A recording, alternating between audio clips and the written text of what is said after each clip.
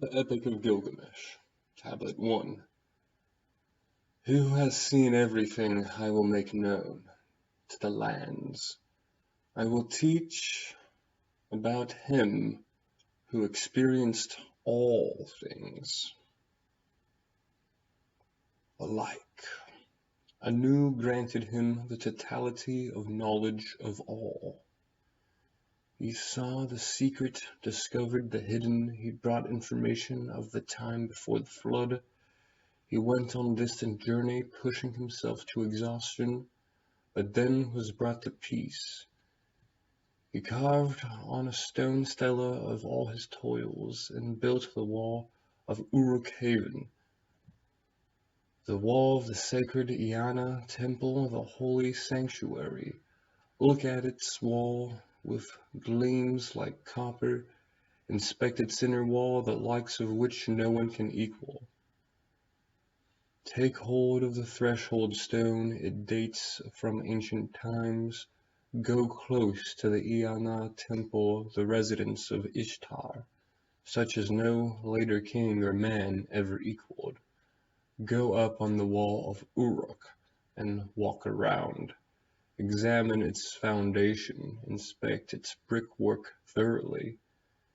Is not even the core of the brick structure made of kiln-fired brick? And did not the seven sages themselves laid out its plans? 1 league city, 1 league palm gardens, 1 league lowlands, the open area of the Ishtar temple. 3 leagues and the open area of Uruk. It the wall encloses. Find the copper tablet box.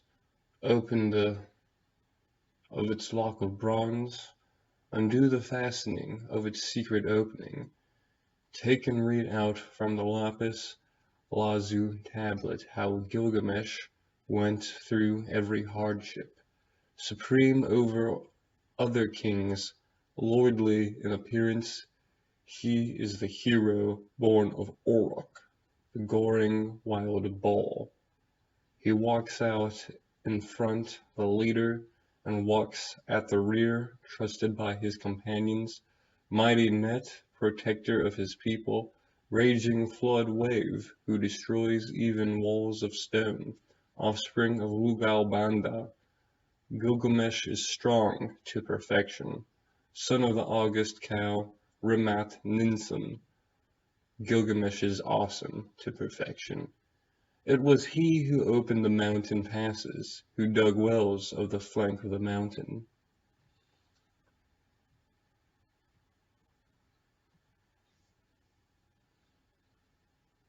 It was he who crossed the oceans, the vast seas to the rising sun, who explored the world regions seeking life.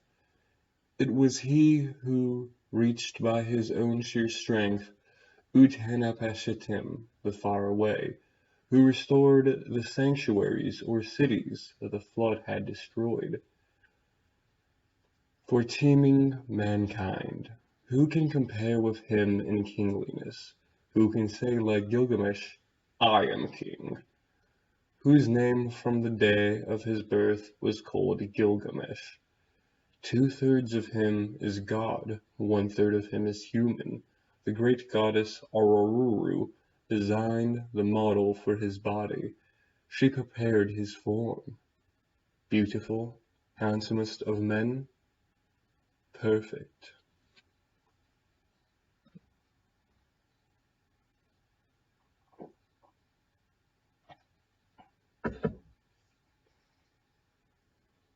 He walks around in the enclosure of Uruk. Like a wild bull he makes himself mighty, head raised over others. There is no rival who can raise his weapons against him.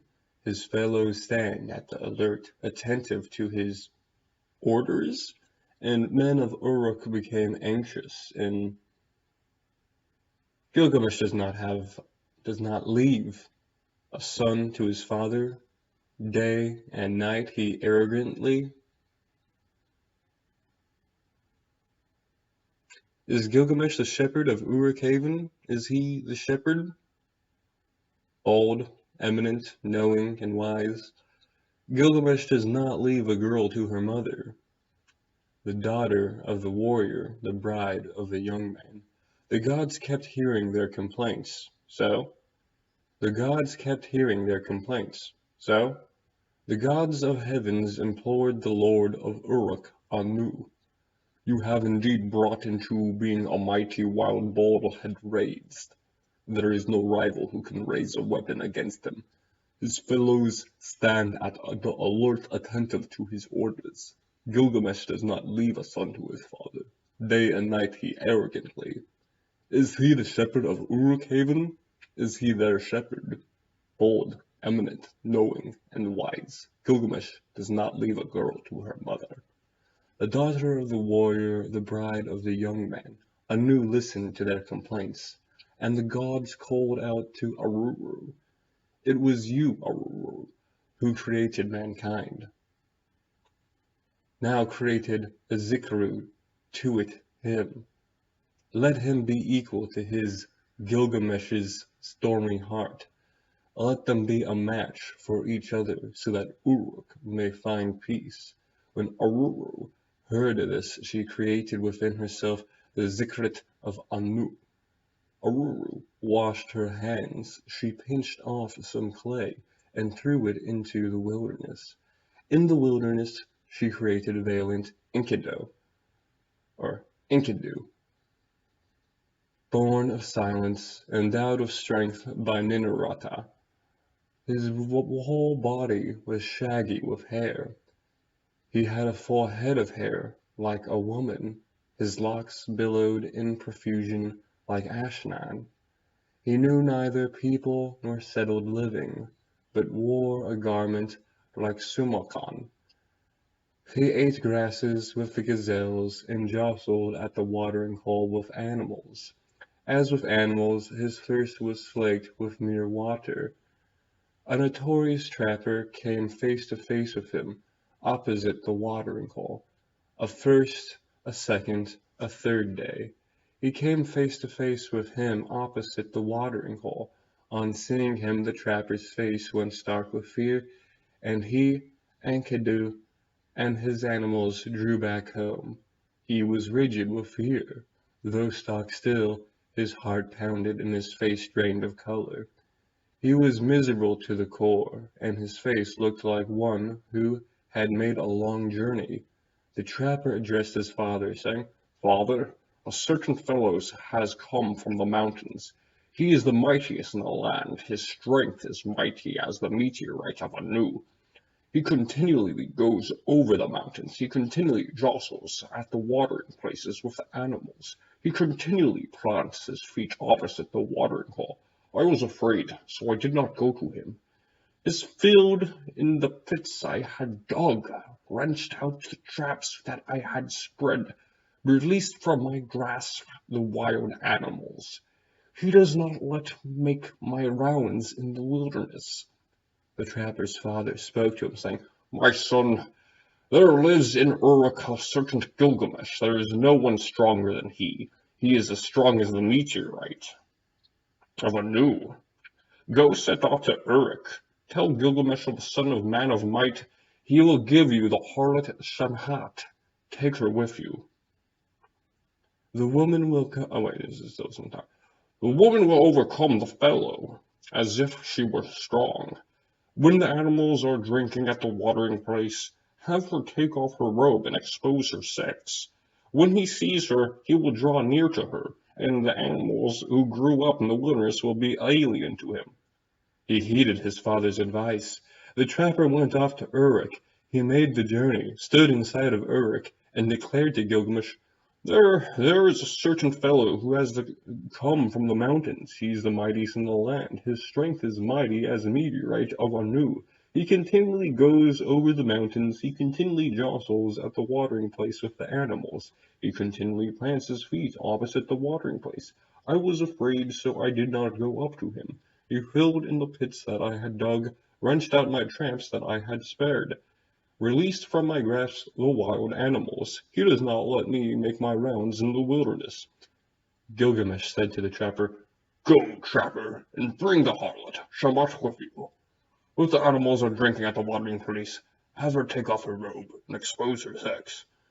When he sees her, he will draw near to her, and his animals who grew up in the wilderness will be alien to him." The trapper went, bringing the harlot Shamhat with him. They set off the journey, making direct way. On the third day they arrived at the appointed place, and the trapper and the harlot sat down at their post. A first day and a second they sat opposite the watering hole. The animals arrived and drank at the watering hole, and the wild beasts arrived and slaked their thirst with water.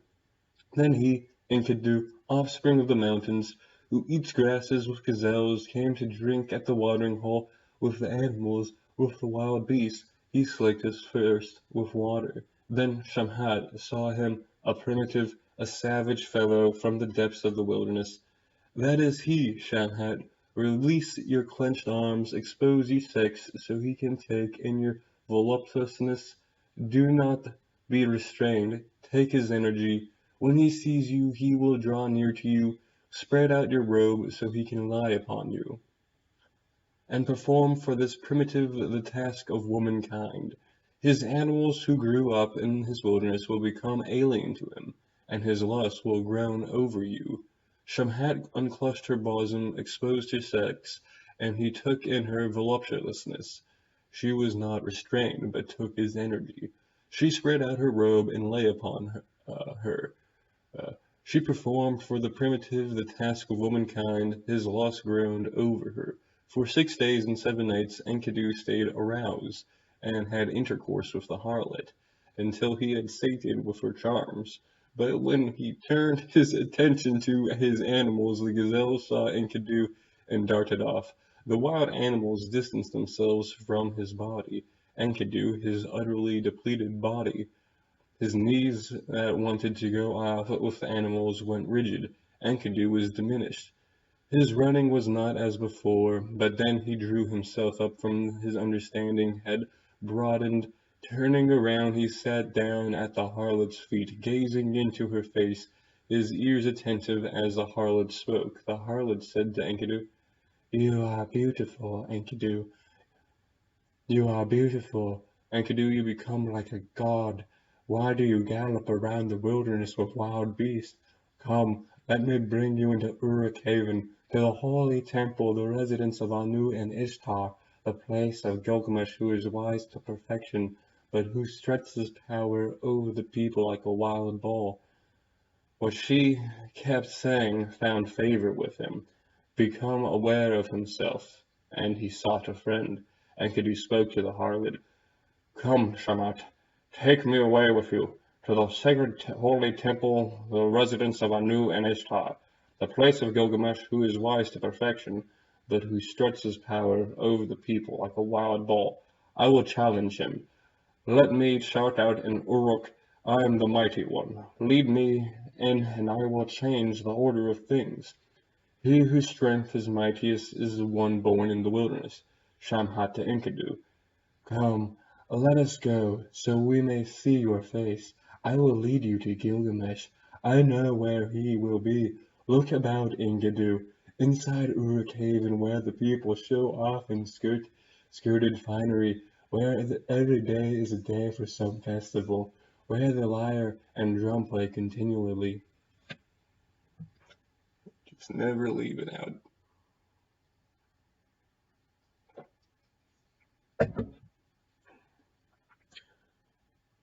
Where harlots stand about prettily, exuding voluptuousness, full of laughter, and on the couch of the night the sheets are spread. Enkidu, you who do not know how to live, I will show you Gilgamesh, a man of extreme feelings. Look at him, gaze at his face. He is handsome, a youth with freshness. His entire body exudes voluptuousness. He has mightier strength than you without sleeping day or night. Enkidu, it is your wrong thoughts you must change. It is Gilgamesh who Shamhat loves, and Anu and Laila and Allah have enlarged his mind. Even before you came from the mountain, Gilgamesh and Uruk had dreams about you. Gilgamesh got up and revealed the dream, saying to his mother, "Mother, I had a dream last night. Stars of the sky appeared, and some kind of meteorite of Anu, thirdly, fell next to me. I tried to lift it, but it was too mighty for me. I tried to turn it over, but I could not budge it. The land of Uruk was standing around it. The whole land had assembled about it. The populace was thronging about it. The men clustered about it and kissed its feet as if it were a little baby. I loved it and embraced it as a wife. I laid it down at your feet, and you made it compete with me." The mother of Gilgamesh, the wise, all-knowing, said to her lord, Rimat-Nissan, the wise, all-knowing, said to Gilgamesh, "As the stars of the sky that appeared and the meteorite of Anu which fell next to you, you tried to lift, but it was too mighty for you, and you tried to turn it over, but you were unable to budge it. You laid it down at my feet, and I made it compete with you, and you loved and embraced it as a wife. There will come to you a mighty man and a comrade who saves his friend. He is mightiest in the land, he is strongest. His strength is mighty as the meteorite of Anu. You loved him and embraced him as wife, and it is he who will repeatedly save you. Your dream is good and prosperous." A second time Gilgamesh said to his mother, "Mother, I have had another dream. At the gate of my material chamber there lay an axe, and the people had collected about it. The land of Uruk was standing around it. The whole land had assembled about it. The populace was thronging around it. I laid it down at your feet. I loved it and embraced it as a wife, and you made it compete with me." The mother of Gilgamesh, the wise, all-knowing, said to her son, Rimat-Nissan, the wise, all-knowing, said to Gilgamesh, "The axe that you saw is a man that you love him and embrace as a wife, but that I have compete with you. There will come to you a mighty man, a comrade who saves his friend. He is the mightiest of the land, he is strongest. He is as mighty as the meteorite of Anu." Gilgamesh spoke to his mother, saying, "By the command of Enlil, the great counselor." Gilgamesh spoke to his mother, saying, "By the command of Enlil, the great counselor, so made pass. May I have a friend and advisor, may I have I? You have interpreted for me the dreams about him." After the harlot recounted the dreams of Gilgamesh and Enkidu, the two of them made love. Tablet 2. Enkidu sits in front of her.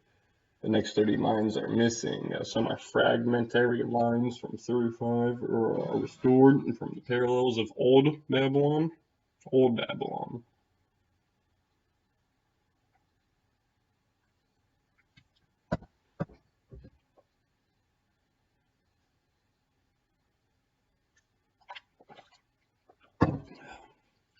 Why? His own counsel at his instruction. Who knows his heart? Shamhat pulled off her clothing and clothed him with one piece. While she clothed herself with a second, she took hold of him as the gods do, and brought him to the hut of the shepherds. The shepherds gathered all around about him. They marveled to themselves, "How the youths resemble Gilgamesh, tall in stature, towering up to the battlements over the wall. Surely he was born in the mountains. His strength is as mighty as the meteorites of Anu." They placed found in front of him. They placed beer in front of him. Enkidu knew nothing about eating bread for food, and of drinking beer he had not been taught. The harlot spoke to Enkidu, saying, "Eat the food, Enkidu, it is the way one lives. Drink the beer, as is custom of the land." Enkidu ate the food until he was sated. He drank the beer, 7 jugs, and became expansive and sang with joy. He was elated, and his face glowed. Gilgamesh, he splashed his shaggy body with water, and rubbed himself with oil, and turned into a human. He put on some clothing and became like a warrior. He took up his weapon and chased lions so that the shepherds could eat. He routed the wolves and chased the lions. With Enkidu at their guard, the herders could lie down. A wakeful man, a singular youth, he was twice as tall as normal men. The next 33 lines are missing in the standard version. Lines 57 through 86 are taken from the Old Babylonian. Then he raised his eyes and saw a man. He said to the harlot, Shamhat, have that man go away. Why has he come? I will call out his name. The harlot called out to the. Oh, okay, that was it. Whoops. The harlot called out to the man and went over to him and spoke with him. Young man, where are you hurrying? Why this arduous pace? The young man spoke, saying to Enkidu, They have invited me to a wedding, as is custom of the people, the selection of brides. I have heaped up tasty delights for wedding on the ceremonial platter. For the king, a broad-marted Uruk, open in its veil the people for choosing a girl. For Gilgamesh, the king of broad-marted Uruk, open is the veil of the people for choosing. He will have intercourse with the destined wife, he first, the husband afterward. This is ordered by the Council of Anu. From the severing of his umbilical cord, it has been destined for him. At the young man's speech, his Enkidu's face flushed with anger. Several lines are missing. Enkidu walked in front and Shahamat after him. The standard version resumes. He, Enkidu, that is, walked down the street of Uruk Haven, mighty. He blocked the way through Uruk the sheepfold. The land of Uruk stood around him, the whole land as assembled about him. The populace was thronging around him. The men were clustered about him, and kissed his feet as if he were a little baby. Suddenly a handsome young man, for Ishara, the bed of night, marriage is ready, for Gilgamesh, as for a good god, a counterpart is set up. Enkidu blocked the entry to the material chamber and would not allow Gilgamesh or Gilgamereh to be brought in. They grappled with each other at the entry to the marital chamber. In the street they attacked each other, the public square of the land. The doorpost trembled and the wall shook. About 42 lines are missing. Lines 103 and 129 are taken from the Old Babylonian version. Gilgamesh bent his knees and his face and his other foot on the ground. His anger abated and he turned his chest away. After he turned his chest, Enkidu said to Gilgamesh, Your mother bore you, ever unique. The wild cow of enclosure, Ninsun, your head is elevated over other men. Enlil has destined for you the kingship over the people. 19 lines are missing here. They kissed each other and became friends. The Old Babylonian becomes fragmentary. The standard version resumes as his strength is the mightiest in the land. His strength is as mighty as the meteorite of Anu. The mother of Gilgamesh spoke to Gilgamesh, saying, Rimat Ninsun said to her son, I, Rimar Ninsun, my son, spoke plaintively. She went up to his Shamash's gateway, and plaintively she implored, Enkidu has no father or mother. His shaggy hair no one cuts. He was born in the wilderness, no one raised him. Enkidu was standing there, and heard the speech. He and sat down and wept. His eyes filled with tears, his arms felt limp, his strength weakened. They took each other by the hand, and their hands like Enkidu made a declaration to Gilgamesh. 32 lines missing here. In order to protect the cedar forest, Enlil assigned Humababa as terror to human beings. Humababa's roar is a flood, his mouth is fire, and his breath is death. He can hear 100 leagues away any rustling in the forest. who would go down into his forest, and will assign him as a terror to human beings. And whoever goes down into his forest, paralysis will strike. Gilgamesh spoke to Enkidu, saying, "What say you?" 42 lines are missing here. Lines 228 through 249 are taken from Old Babylonian. Who, my friends, can ascend to heavens? Only the gods can dwell forever with Shamash. As for human beings, their days are numbered, and whatever they keep trying to achieve is but wind. Now you are afraid of death. What has become of your bold strength? I will go in front of you, and your mouth can call out. Go on closer, do not be afraid.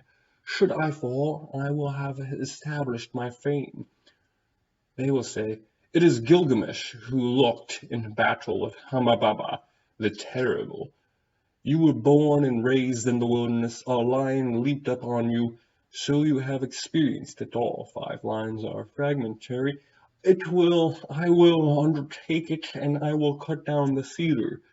It is I who will establish fall of fame for eternity, or the fall thereof. Come, my friend, I will go over to the forge and have them cast the weapons in our presence. Holding each other by hand, they went over to the forge. We should fashion the axe. The hatchet should be another talent in weight. Their swords should be 1 talent. Their armor, 1 talent. Their armor. Gilgamesh said to the men of Uruk, listen to me, men. 5 lines missing here. You men of Uruk who know, I want to make myself more mighty, and I will go on a distant journey. I will face fighting such as I have never known. I will set out on a road I have never traveled. Give me your blessings. I will enter the city gate of Uruk. I will devote myself to the New Year's festival. I will perform of the New Year's ceremonies. In the New Year's festival will take place celebrations. They will keep shouting, hurrah! And Enkidu spoke to the elders. Let the men of Uruk say to him that he must nowhere go to the cedar forest. The journey is not to be made. A man who, the guardian of the cedar forest, the noble counselors of Uruk arose and delivered their dice to Gilgamesh. You are young, Gilgamesh. Your heart carries you off. You do not know what you are talking about. Gave birth to you. Humbaba's roar is a flood. His mouth is fire. His breath is death. He can hear any rustling in his forest 100 leagues away. Who would go down into his forest? Who among even the Iggy gods can confront him? In order to keep the cedar safe, Enlil assigned him a terror to human beings. Gilgamesh listened to the statement of the noble counselors. 5 lines missing from tablet 2. Tablet 3. The elders spoke to Gilgamesh, saying, Gilgamesh, do not put your trust in just your strength, your vast strength, but keep a sharp eye out. Make each blow strike and mark. Then the one who goes on ahead saves the comrade. The one who knows the route protects his friend. Let Enkidu go ahead of you. He knows the road to the cedar forest. He has seen fighting, has experienced the battle. Enkidu will protect the friend, will keep the comrade safe. Let his body urge him back to the wives. In our assembly we have entrusted the king to you, Enkidu, and on your return you must entrust the king back to us. Gilgamesh spoke to Enkidu, saying, Come on, my friend, let us go to Ilglama temple, to Ninsun, the great queen. Ninsun is wise, all-knowing. She will put in the advisable path at our feet. Taking each other by the hand, Gilgamesh and Enkidu walked to Eglamaa, Great Peace, to Ninsun, the Great Queen. Gilgamesh arose and went to her. Ninsun, even though I am extraordinarily strong, I must wait. I can't think this is Gilgamesh. Ninsun, even though I am extraordinarily strong, I must now travel a long way to where Humbaba is. I must face fighting such as I have not known, and I must travel on a road that I do not know. Until the time that I go and return, until I reach the cedar forest, until I kill Humabaz, the terrible, and eradicate from the land something baneful that Shamash hates. Intercede with Shamash on my behalf. If I kill Humabah and cut his cedar, let there be rejoicing over the land, and I will erect a monument of victory before you. The words of Gilgamesh her son, grieving Queen Ninsun, heard over and over. Ninsun went into her living quarters. She washed herself with a purity plant. She donned a robe worthy of her body, and she donned jewels worthy of her chest. She donned her sash and put on her crown.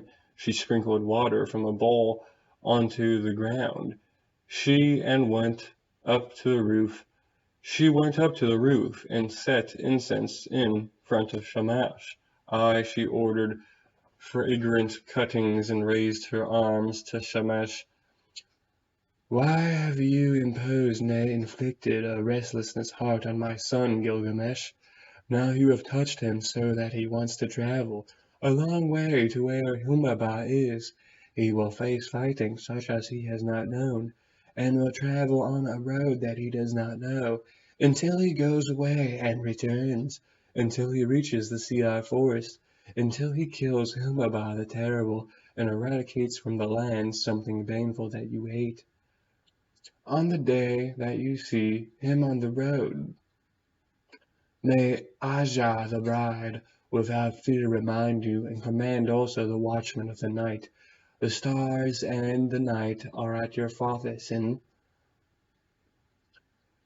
she banked up the incense and uttered the ritual words. She called the Enkidu and would give him instructions. Enkidu the mighty, you are not of my womb, but now I speak to you along with the sacred votaries of Gilgamesh. The high priestess, the holy woman, the temple servers. She laid a pendant on Enkidu's neck. A pendant?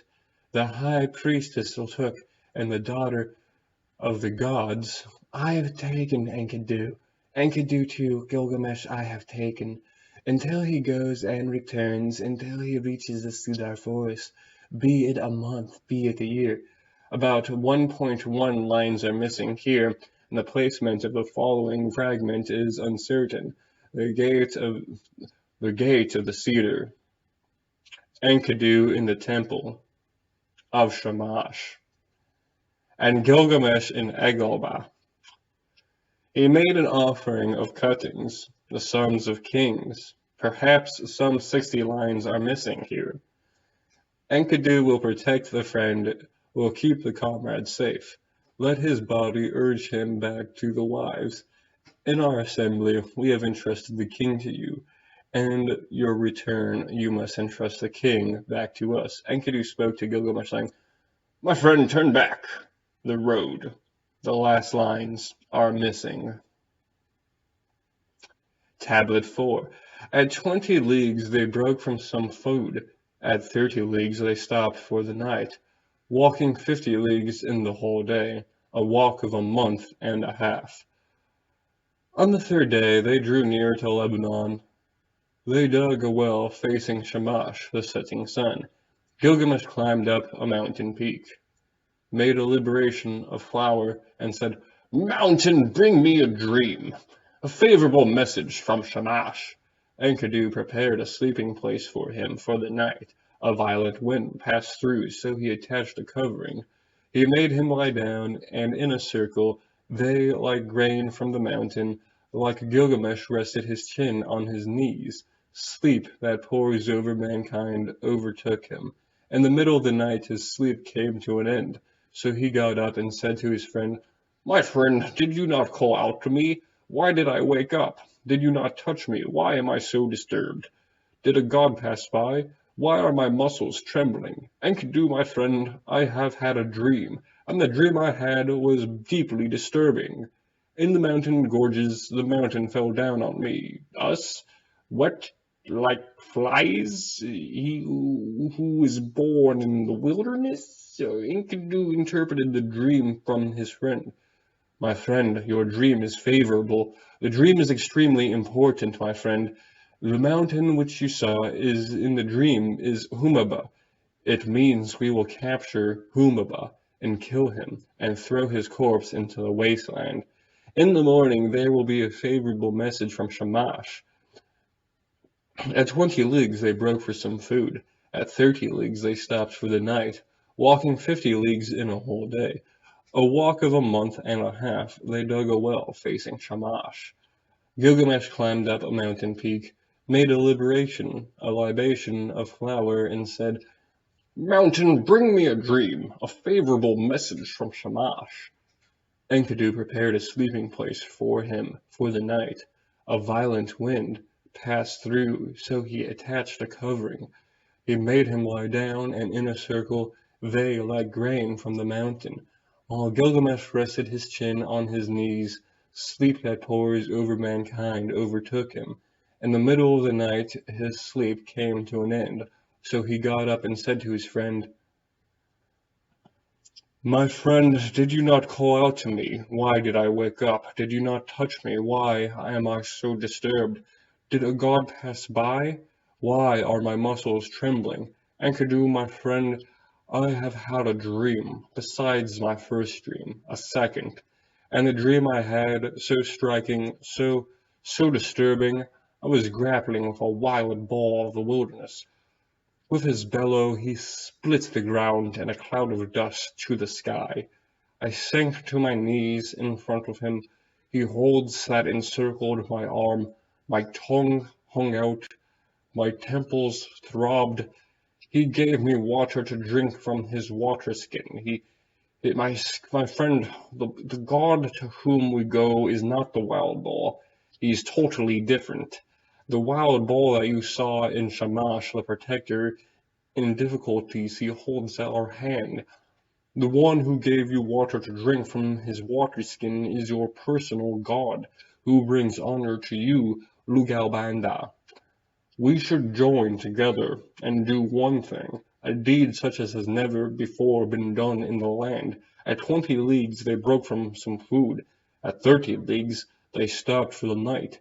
Walking 50 leagues in a whole day, a walk of a month and a half, they dug a well facing Shamash. Gilgamesh climbed up a mountain peak, made a libation of flour, and said, "Mountain, bring me a dream, a favorable message from Shamash."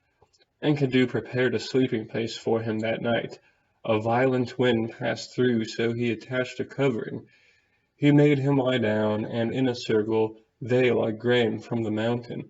While Gilgamesh rested his chin on his knees, sleep that pours over mankind overtook him. In that middle of the night his sleep came to an end, so he got up and said to his friend, "My friend, did you not call out to me? Why did I wake up? Did you not touch me? Why am I so disturbed? Did a god pass by? Why are my muscles trembling? Enkidu, my friend, I've had a third dream, and the dream I had was deeply disturbing. The heavens roared and the earth rumbled. Then it became deathly still and darkness loomed. A bolt of lightning cracked, and fire broke out, and where it kept thickening, there reigned death. The white-hot flame dimmed, the fire went out, and everything that had been following around turned to ash. "Let us go down the plain so we can talk it over." Enkidu heard the dream that he had presented and said to Gilgamesh, about 40 lines missing here. At 20 leagues they broke for some food. At 30 leagues they stopped for night. Walking 50 leagues in a whole day, a walk of a month and a half, they dug a well facing Shamash. Gilgamesh climbed up a mountain peak, made a libation of flour, and said, Mountain, bring me a dream, a favorable message from Shamash. Enkidu prepared a sleeping place for him for the night. A violent wind passed through, so he attached a covering. He made him lie down, and in a circle, they like the grain of the mountain, while Gilgamesh rested his chin on his knees. Sleep that pours over mankind overtook him. In the middle of the night, his sleep came to an end. So he got up and said to his friend, "My friend, did you not call out to me? Why did I wake up? Did you not touch nor touch me? Why am I so disturbed? Enkidu, my friend, I've had a fourth dream. Why are my muscles trembling? And on the dream I had was deeply disturbing." About 11 lines missing. He was cubits tall, Gilgamesh, and Enkidu listened to his dream. The dream that you had is favorable. It is extremely important, my friend. This, Humaba, before it becomes light, he will achieve victory over him. Humaba, against whom we rage. We will and triumph over him. In the morning there will be a favorable message from Shamash. At 20 leagues they broke for some food. At 30 leagues they stopped for the night, walking 50 leagues in a whole day. A walk of a month and a half they dug a well facing Shamash. Gilgamesh climbed up a mountain peak, made a libation of flour, and said, "Mountain, bring me a dream, a favorable message from Shamash." Enkidu prepared a sleeping place for him that night. A violent wind passed through, so he attached a covering. He made him lie down, and in a circle they like the grain of the mountain, while Gilgamesh rested his chin on his knees. Sleep that pours over mankind overtook him. In the middle of the night his sleep came to an end, so he went up and said to his friend, "My friend, did you not call out to me?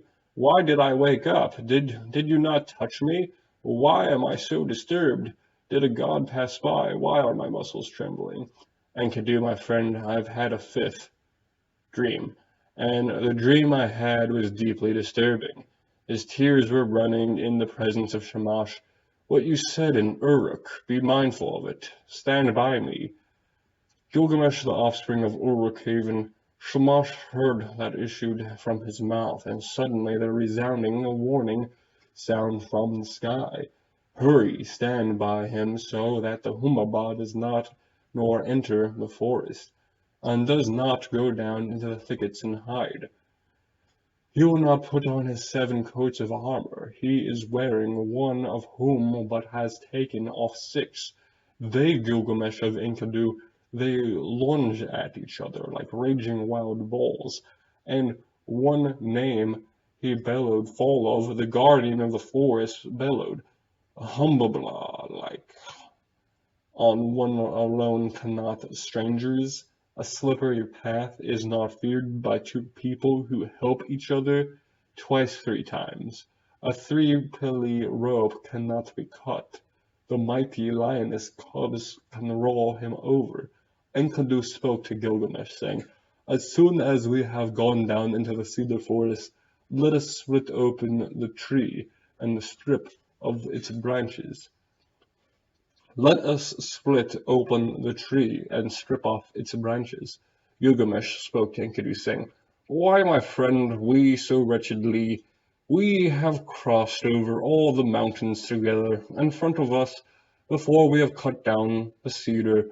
My friend, who are so experienced in battle, who fighting you and need not fear death.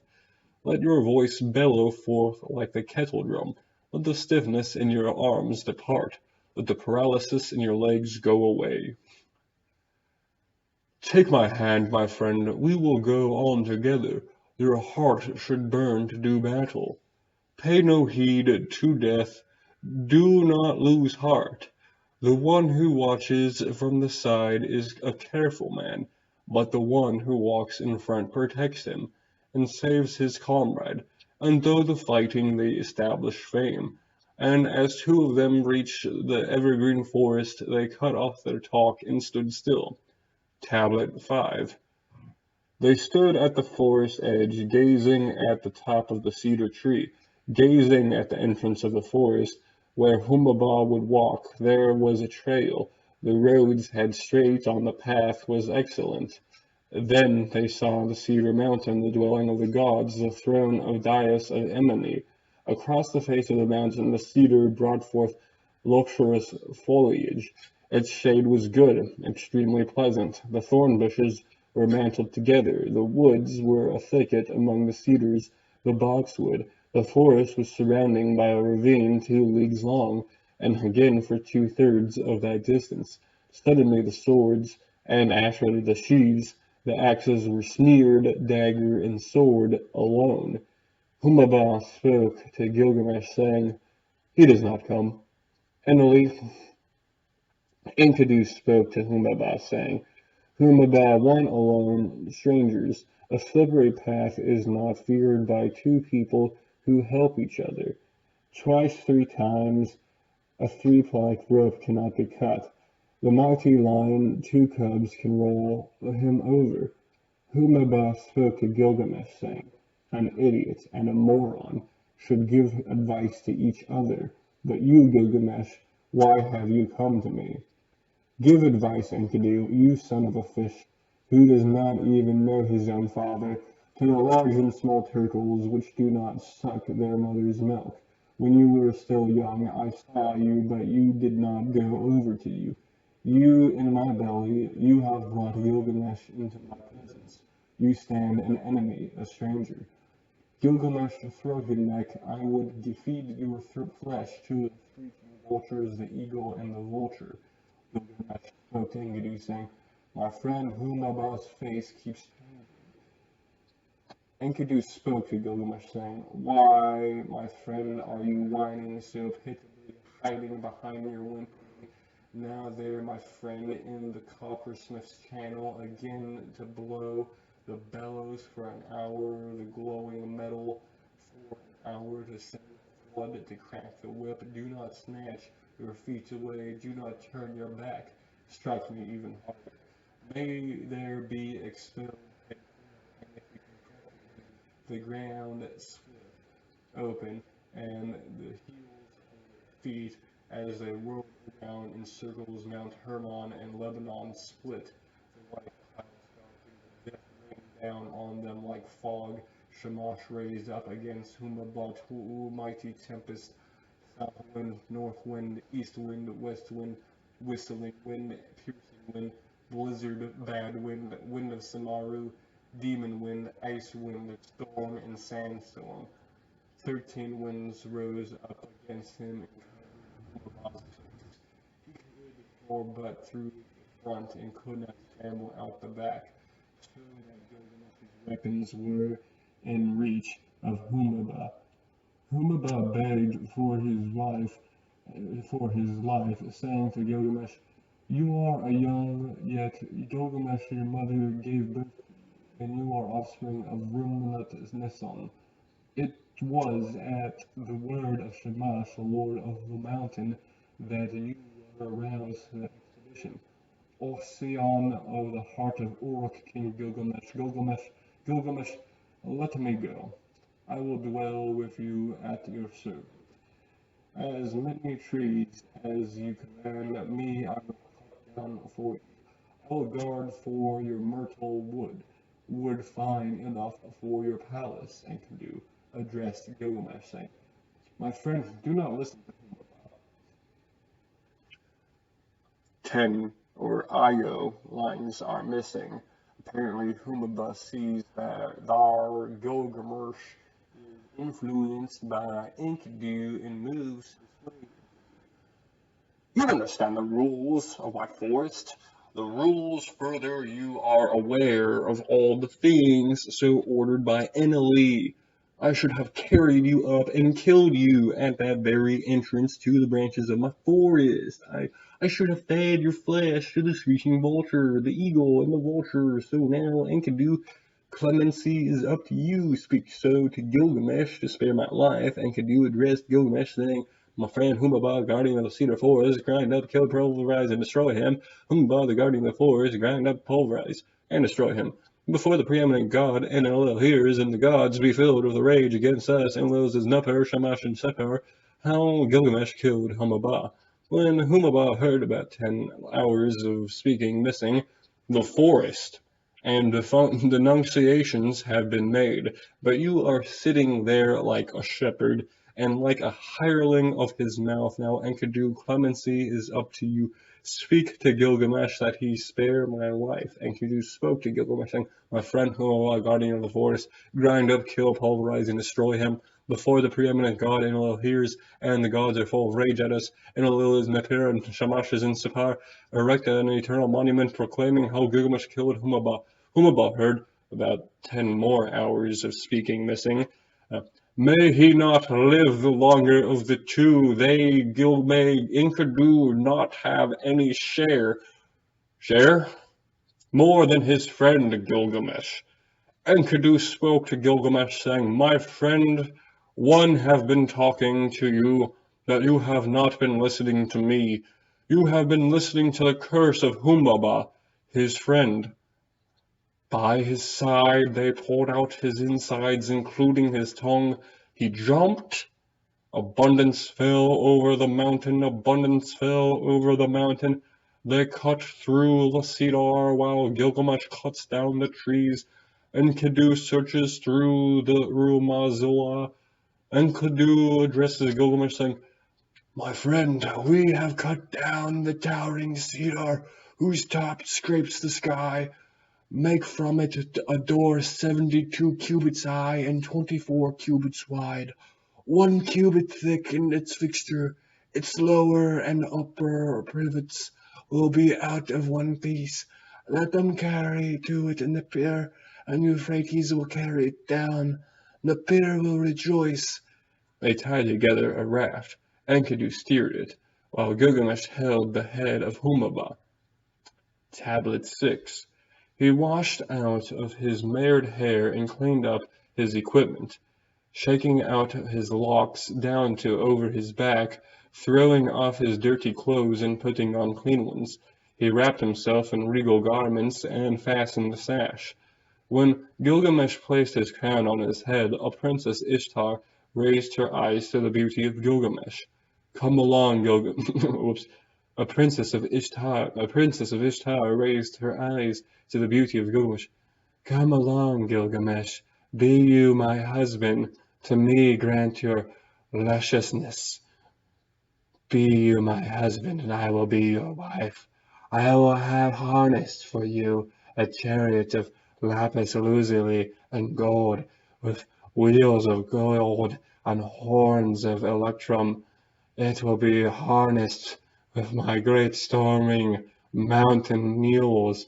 Come into our house with the fragrance of cedar, and when you come into our house, the doorpost and the throne dais will kiss your feet. Bowed down beneath you will be kings, lords, and princes. The Lolalabululu people will bring you the produce of the mountains and countryside as tribute. Your she-goats will bear triplets, your Ewi's twins. Your donkey under burden will overtake the mule. Your steed at the chariot will be bristling to gallop. Your axe at the yoke will have no match. Gilgamesh addressed Princess Ishtar, saying, what would I have to give you if I married you?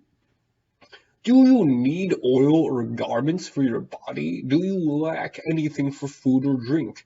I would gladly feed you food fit for a god. I would gladly give you wine fit for a king. May the streets be your home. May you be clothed in garment, and may any lusting man marry you.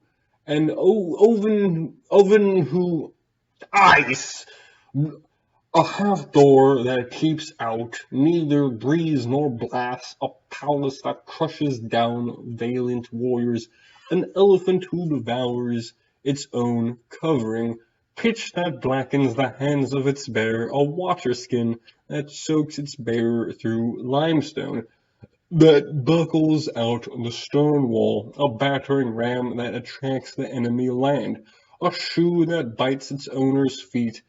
Where are your bridegrooms that you keep? forever. What is your little shepherd bird that went about over you? See here now, I will recite the list of your lovers. Of the shoulder, his hand, Tammuz, the lover of your earliest youth. For him you have ordained lamentations year upon year. You loved the colorful little shepherd bird, and then hit him, breaking his wing. So now he stands in the forest crying, "My wing! My wing!"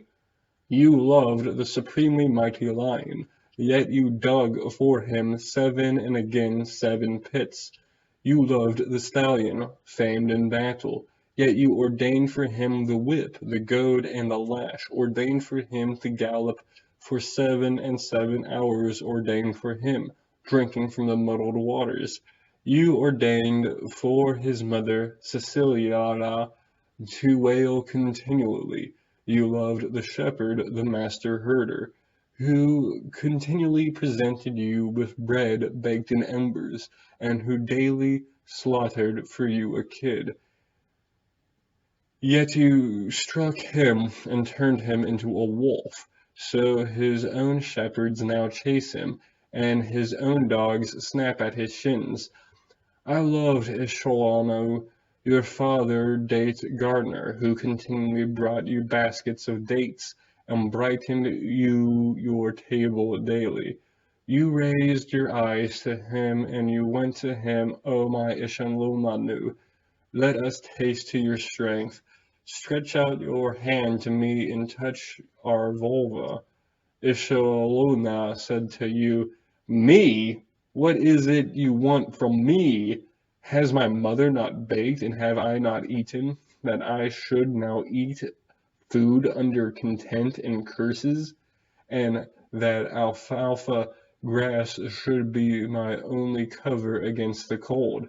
As you listened to these words, you suck him, and turning him into a dwarf, and made him live in the middle of his garden of labors, and made him live in the middle of his garden of labors, and where his menahu do not go up, nor the bucket of dates down. And now me, it is me you love, and you will ordain for me as for them. When Ishtar heard this in a fury, she went up to the heavens, going to Anu, her father, and crying, going to Arnaram, her mother, and weeping.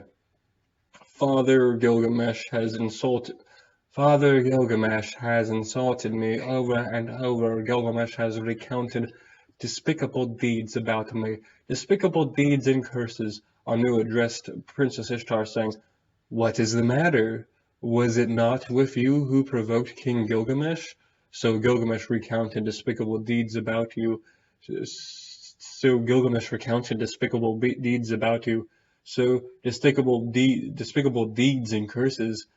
Ishtar spoke to her father Anu, saying, "Father, give me the ball of heaven, so if he can kill Gilgamesh in his dwelling. If you do not give me the ball of heaven, I will knock down the gate of the netherworld. I will knock down the gates of the netherworld.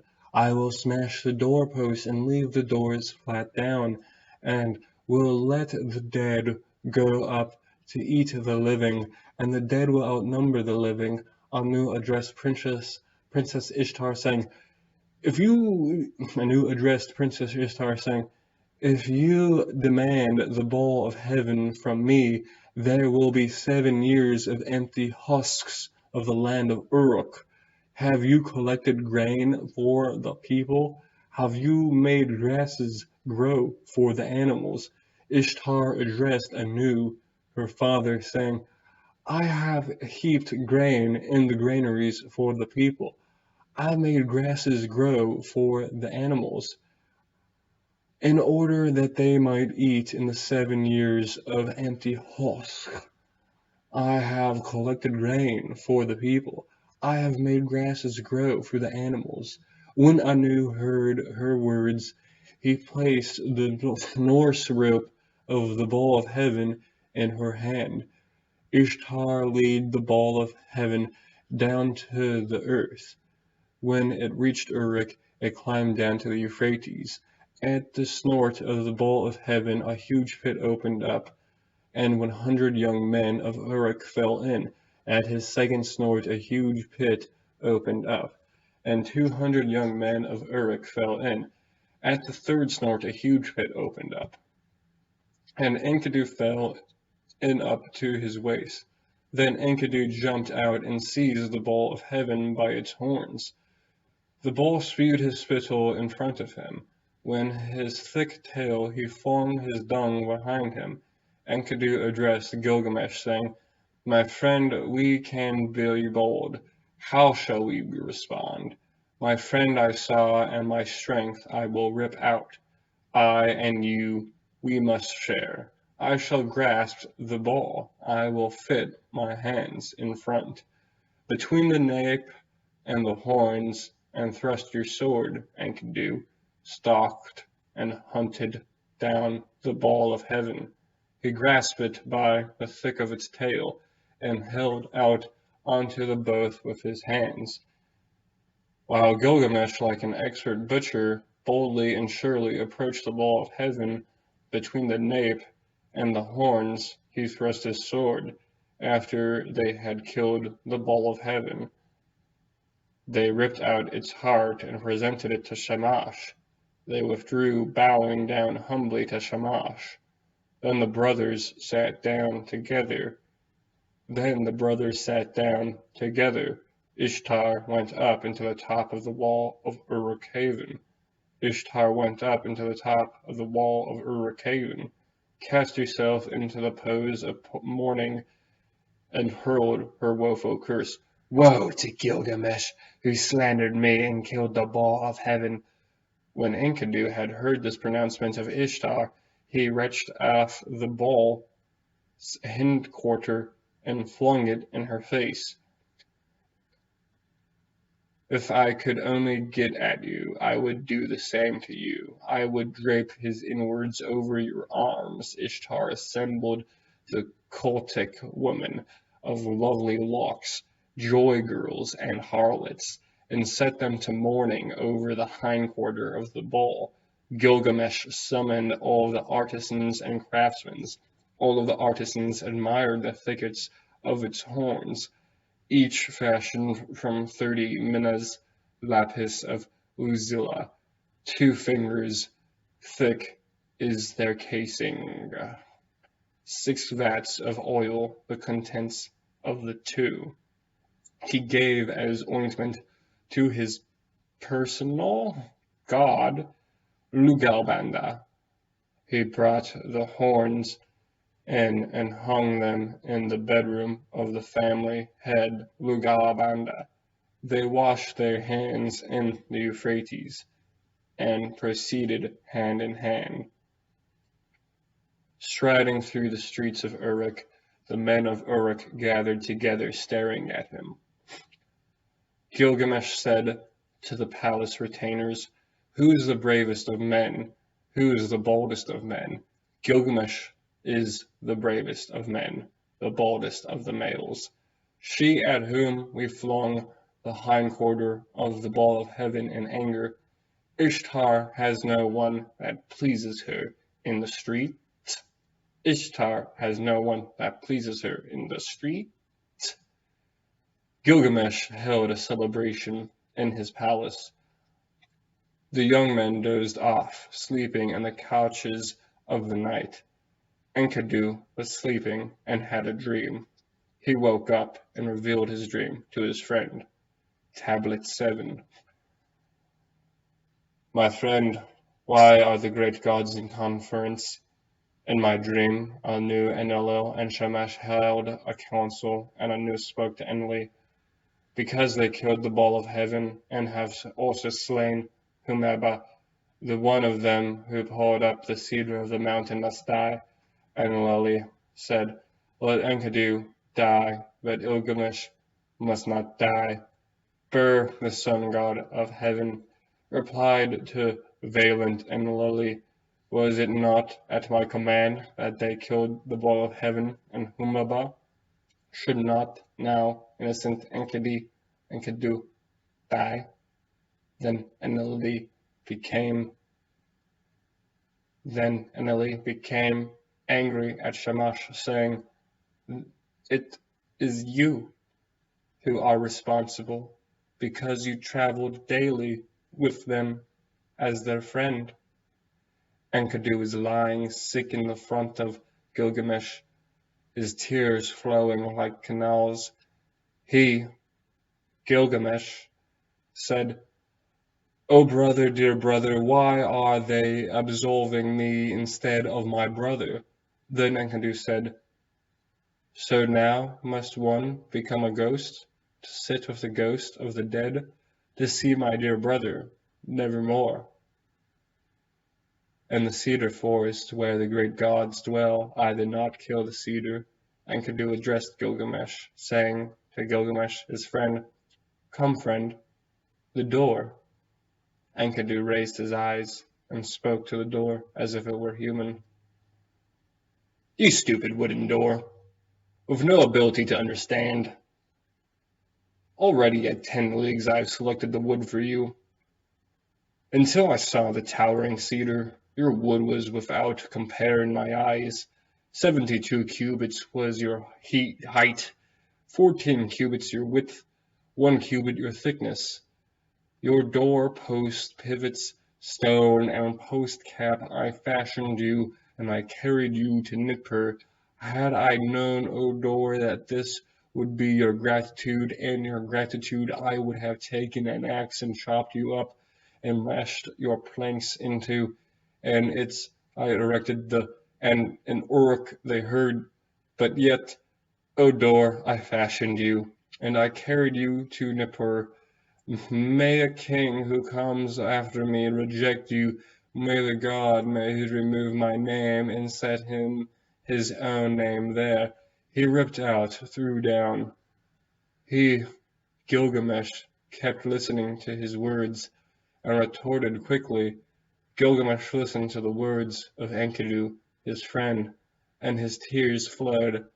Gilgamesh addressed Enkidu, raying, "Friend, the gods have given you mind broad, and through it behooves you to be sensible. You keep uttering improbable things.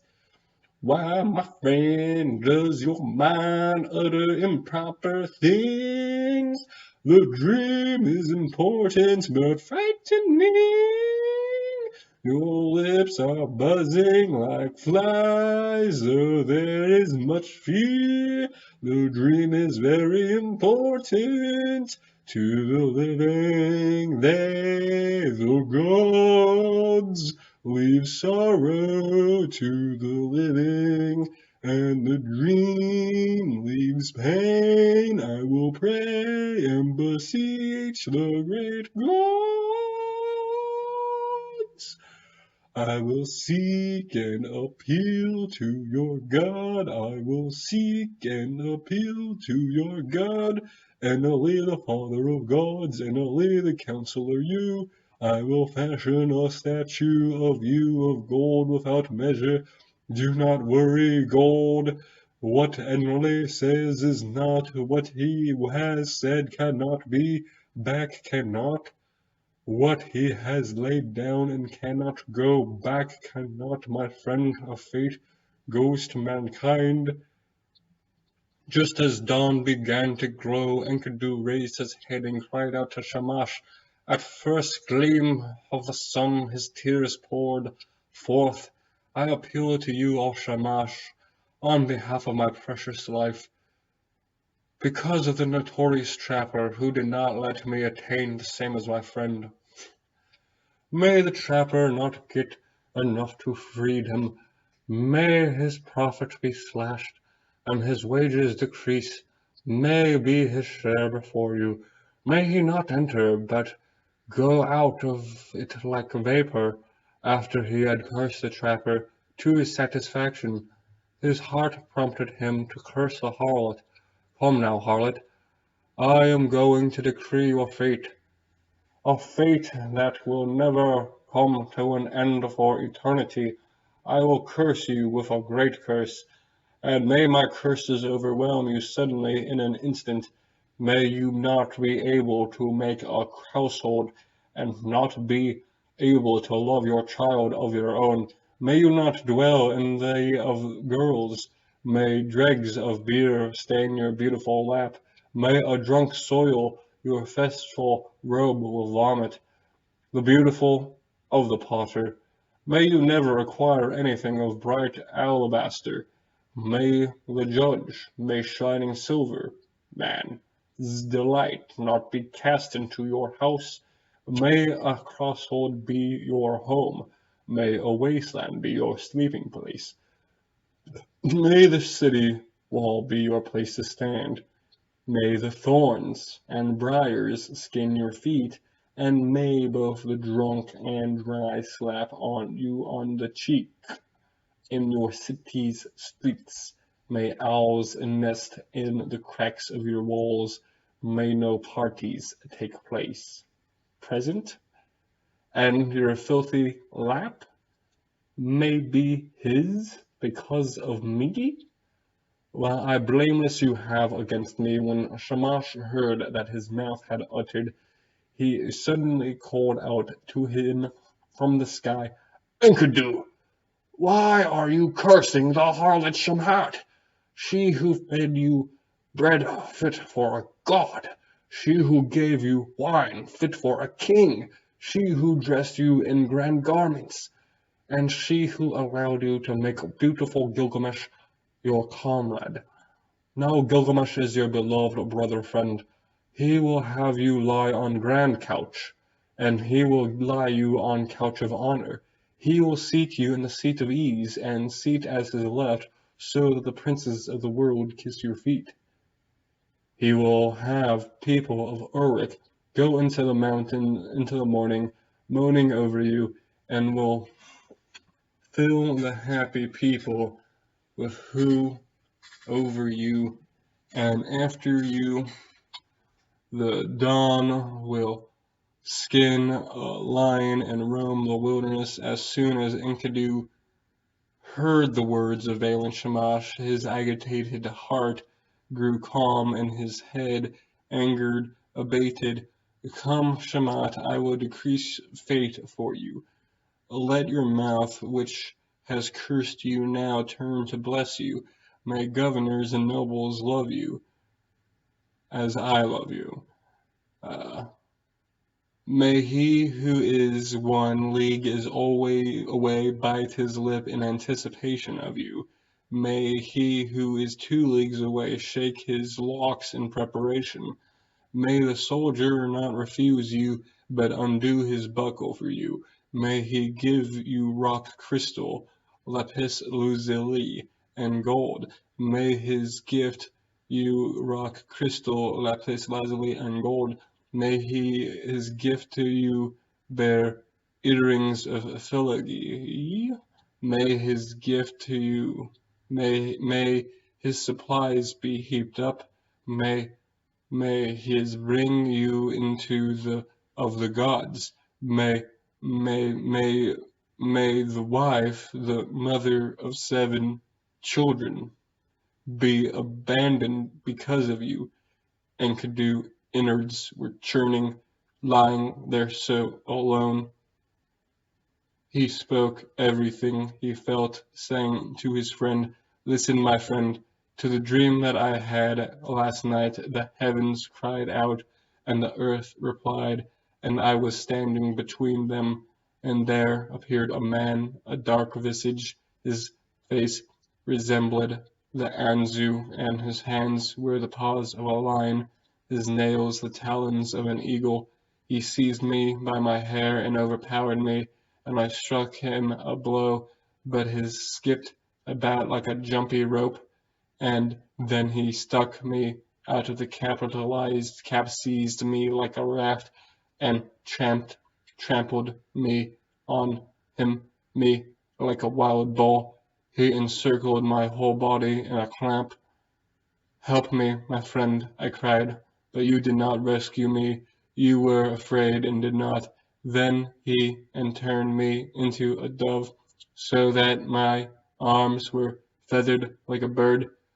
Seizing me, he led me down to the house of darkness, the dwelling of Irkalla, to the house where those who enter do not come out, along the road of no returns, to the house where those who dwell do without light, where dirt is their drink, their food is of clay, where like a bird they wear garments of feathers, and light cannot be seen. They dwell in the dark, and upon the door and bolt there lies dust. On entering the house of dust, everywhere I looked there were royal crowns gathered in heaps. Everywhere I listened it was the bearers of crowns, who in the past had ruled the land, but who now served anew and annually cooked meats, served confections, and poured cool water from waterskins. In the house of dust that I entered, there sat the high priest and the acolyte. There sat the purification priest and the ecstatic. There sat the anointed priest of the great gods. There sat Etana, where Simakan. There sat Eresha Kigal, and the queen of the netherworld.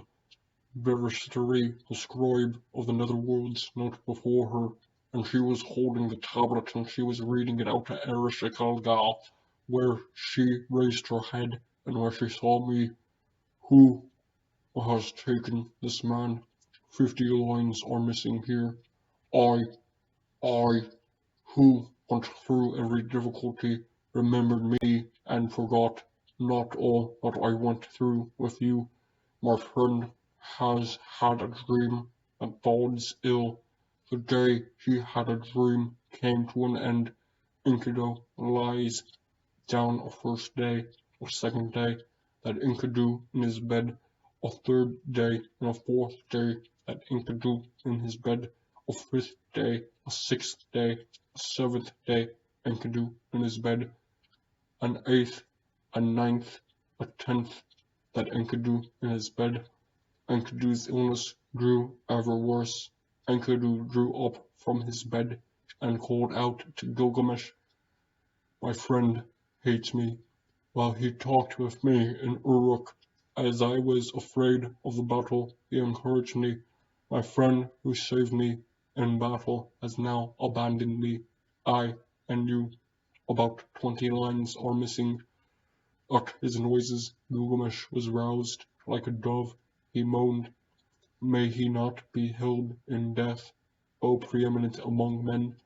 To his friend I will mourn him." I at his side. Tablet 8.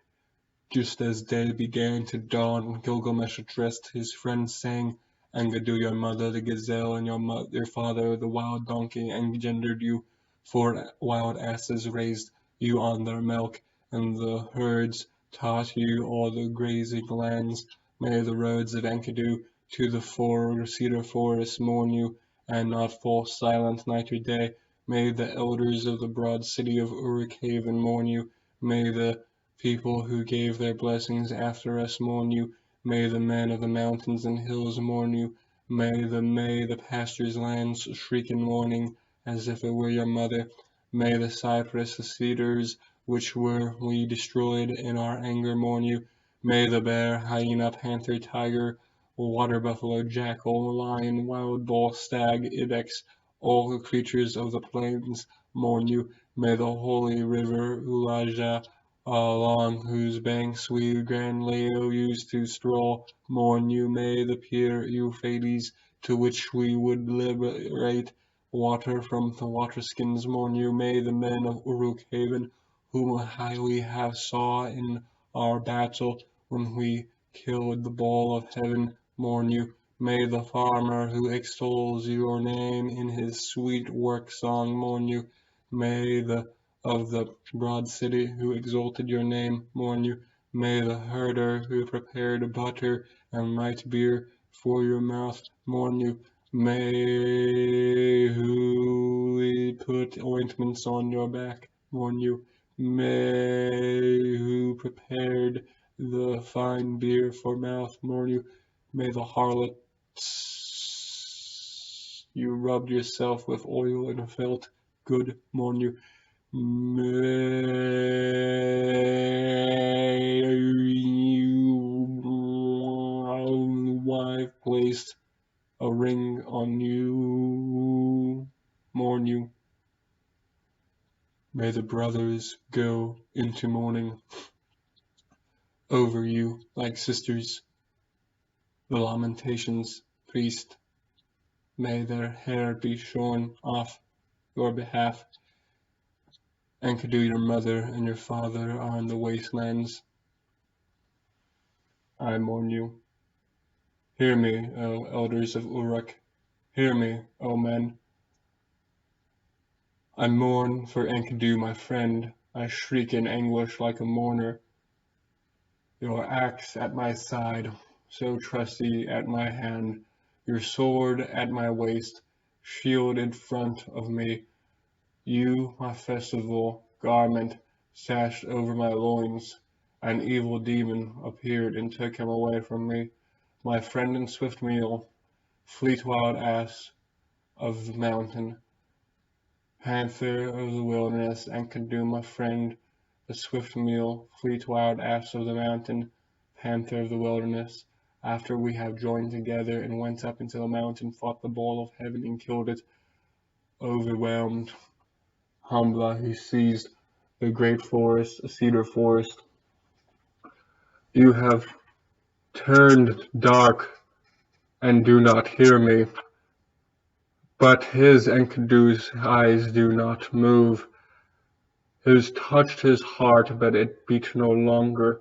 He covered his friend's face like a bride, and he swooped, covering the friend's face like a bride, swooping down over him like an eagle, and like lions deprived of her cubs, he keeps pacing to and fro, and sheds,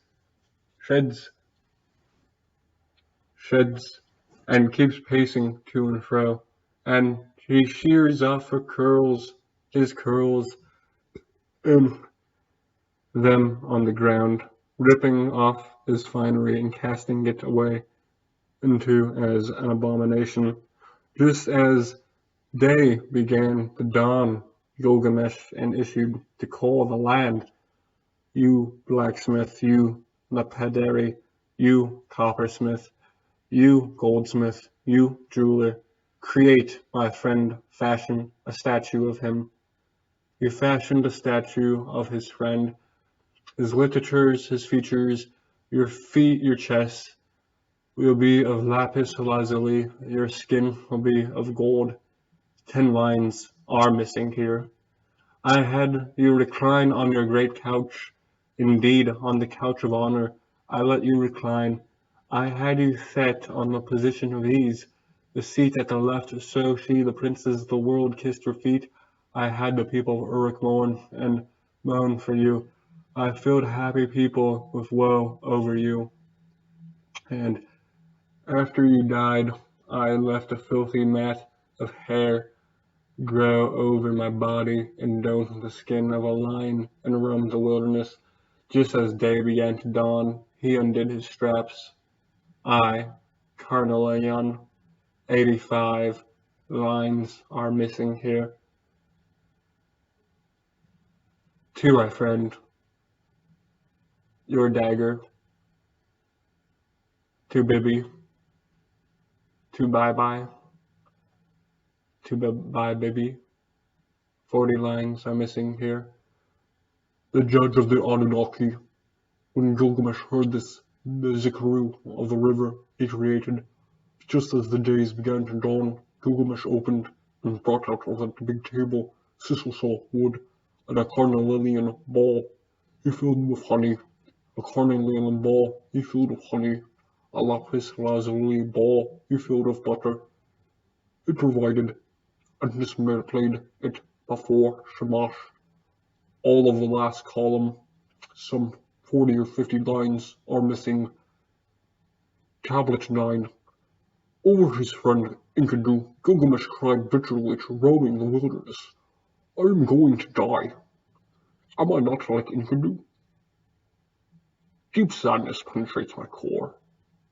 I fear death, and now roam the wilderness. I will set out to the region of the Utanapashnism, son of Ubaratatudu, and I will go with utmost dispatch. When I arrived out mountain passes at nightfall, I saw lions, and I was terrified. I raised my head in prayer to Sin, to the great lady of the gods my supplications poured forth. Save me from. He was sleeping in the night, but awoke with the start of a dream. A warrior enjoyed his life. He raised his axe in his hand, and drew the dagger from his sheath, and fell into the midst like an arrow. He struck and scattered them, the name of the former, the name of the second. 26 lines are missing here, telling the beginning of the quest. The scorpion beings. The mountain is called Mashu. Then he reached Mount Mashu, which the daily guards, the rising and the setting of the sun, above which only the dome of the heavens reaches, whose flank reaches as far as the netherworld, below the scorpion beings watching over its gate, trembling terror. By they inspire, the sight of them is death, their frightening aura sweeps over the mountains. At the rising, setting, they watch over the sun. When Gilgamesh saw them, trembling terror blanketed his face, that he pulled himself together and drew near to them. The scorpion being called out to his female, he who comes to us is body, the flesh of gods. The second being, his female, answered him, only 2/3 of him is a god, 1/3 is human. The male scorpion beings called out, saying to the offspring of the gods, why have you traveled so distant a journey? Or maybe it's more like, or maybe, why have you traveled so distant a journey? Why have you come here to me, over rivers whose crossing is treacherous? I want to learn. 16 lines are missing here. When the text resumes, Gilgamesh is speaking.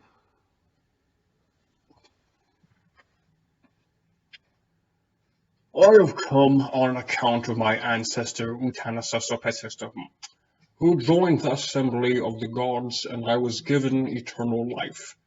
The scorpion being spoke to Gilgamesh. The scorpion being spoke to Gilgamesh, saying, never has there been, Gilgamesh, mortal man, who knew that. No one has crossed through the mountains, surroundings.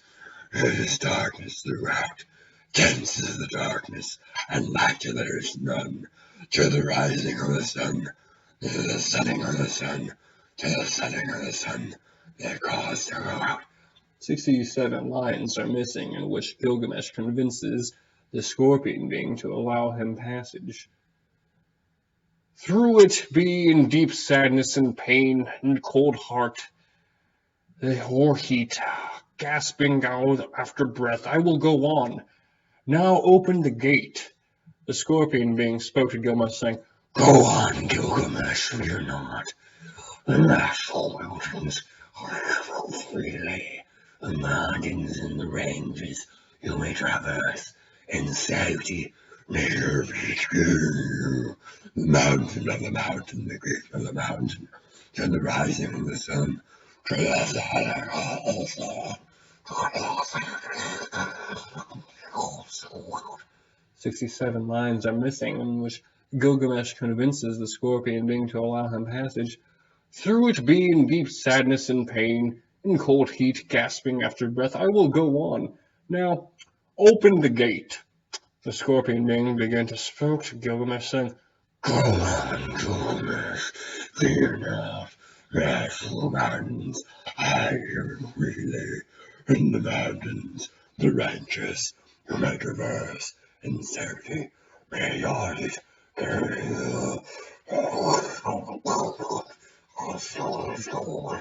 soon as Gilgamesh heard, he headed the utterances of the scorpion Ning. Along the road of the sun El he journeyed. Uh, One of the league he travelled, dense with the darkness, light there has none, neither that what lies ahead nor behind does it allow him to see. 2 leagues he travelled, dense was the darkness, light there was none, neither what lies ahead nor behind does it allow him to see. 22 lines are missing here. 4 leagues he travelled, dense was the darkness, light there was none. Neither what lies ahead nor behind does it allow him to see. 5 leagues he travelled, dense was the darkness, light there was none. Neither that what lies ahead nor behind does it allow him to see. 6 leagues he travelled, dense was the darkness, light there was none. Neither what lies ahead nor behind does it allow him to see. 7 leagues he travelled, dense was the darkness, light there was none. Neither what lies ahead nor behind does it allow him to see. 8 leagues he travelled, and cried, Out! Dense was the darkness, light there was none. Neither what lies ahead nor behind does it allow him to see. 9 leagues he travelled, the north wind. It licked his face. Dense was the darkness, light there was none. Neither what lies ahead nor behind does it allow him to see. 10 leagues he travelled, is near. 4 leagues.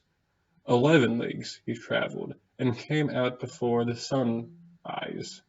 12 leagues he travelled, and it grew brilliant. It bears lapis lazuli as foliage bearing fruit, a delight to look upon. 25 lines are missing here, describing the garden in detail. Cedar, agate of the sea, lapis lazuli, like thorns and briars, carnelian, rubies, hematite, like emeralds of the sea.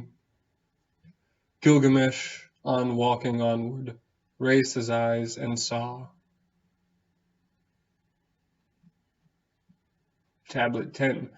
The tavern keeper Siduri, who lives by the seashore, she lives. The pot stand was made for her. The golden fermenting vat was made for her. She is covered with a veil. Gilgamesh was roving about, wearing a skin, having the flesh of the gods in his body, but sadness deep within him. Looking like one who has been traveling a long distance, the tavern keeper was gazing off into the distance. Puzzling to herself, she said, wondering to herself, That fellow is surely a murderer. Where is he heading? As soon as the tavern keeper saw him, she bolted her door, bolted her gate, bolted the lock, but on the noise Gilgamesh picked up his ears, lifted his chin to look about it, and then laid his eyes on her. Gilgamesh spoke to the tavern keeper, saying, Tavern keeper, what have you seen that made you bolt your door, bolt your gate, bolt the lock? If you do not let me in, I will break your door and smash the lock. The wilderness, Gilgamesh.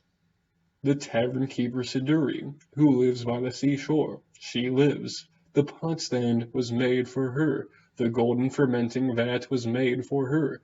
She is covered with a veil. Gilgamesh was roving about, wearing a skin, having the flesh of the gods in his body, but sadness deep within him. Looking like one who has been traveling a long distance, the tavern keeper was gazing off into the distance. Puzzling to herself, she said, wondering to herself, That fellow is surely a murderer. Where is he heading? As soon as the tavern keeper saw him, she bolted her door, bolted her gate, bolted the lock, but at the noise Gilgamesh pricked up his ears, lifted his chin to look about, and then laid his eyes on her. Gilgamesh spoke to the tavern keeper, saying, Tavern keeper, what have you seen that made you bolt your door, bolt your gate, bolt the lock? If you do not let me in, I will break your door and smash the lock. The wilderness. Gilgamesh, gate, Gilgamesh said to tavern keeper, I am Gilgamesh. I killed the guardian. I destroyed Humaba, who lived in the cedar forest. I slew lions in the mountain passes. I grappled with the ball that came down from heaven and killed him. The tavern keeper spoke to Gilgamesh, saying, If you are Gilgamesh who killed the guardian, who destroys Humbaba, who lived in the cedar forest, who slew lions in the mountain passes, who grappled with the ball that came down from heaven and killed him, why are your cheeks emaciated, your expression desolate? Why is your heart so wretched, your features so haggard? Why is there such sadness deep within you? Why do you look like one who has been traveling a long distance? So that ice and heat have seared your face. You roam the wilderness, right? Gilgamesh spoke to the tavern keeper. He said, Tavern keeper, should not my cheeks be whatever, should my heart not be wretched, my features not haggard, should there not be sadness deep within me?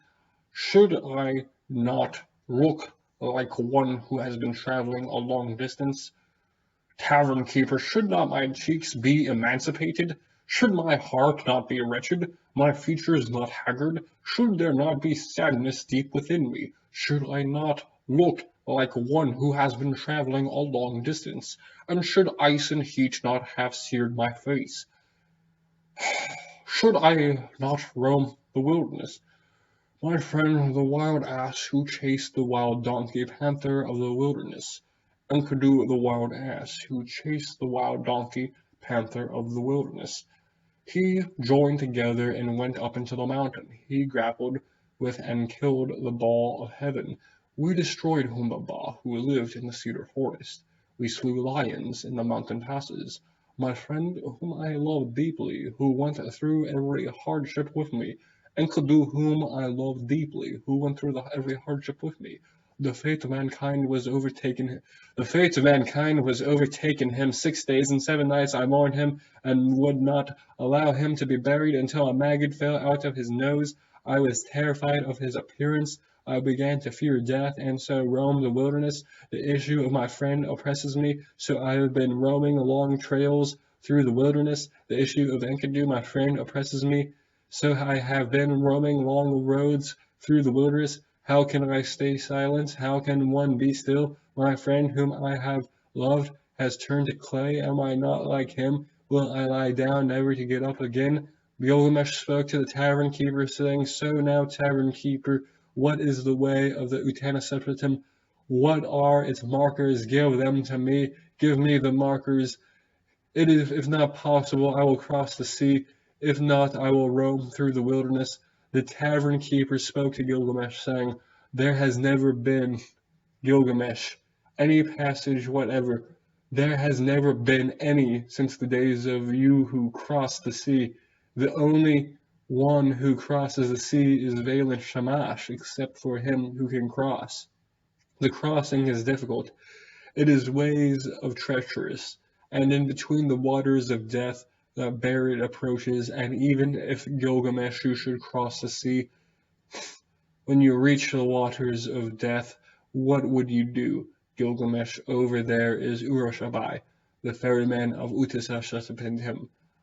The stone things El are with him, and he is in the woods picking mint. Go on, let him see your face. If possible, cross with him. If not, you should turn back. When Gilgamesh heard this, he raised the axe in his hand, drew the dagger from his belt, and slipped stealthily away after them. Like an arrow, he fell among them, the stone things. From the middle of the woods, their noise could be heard.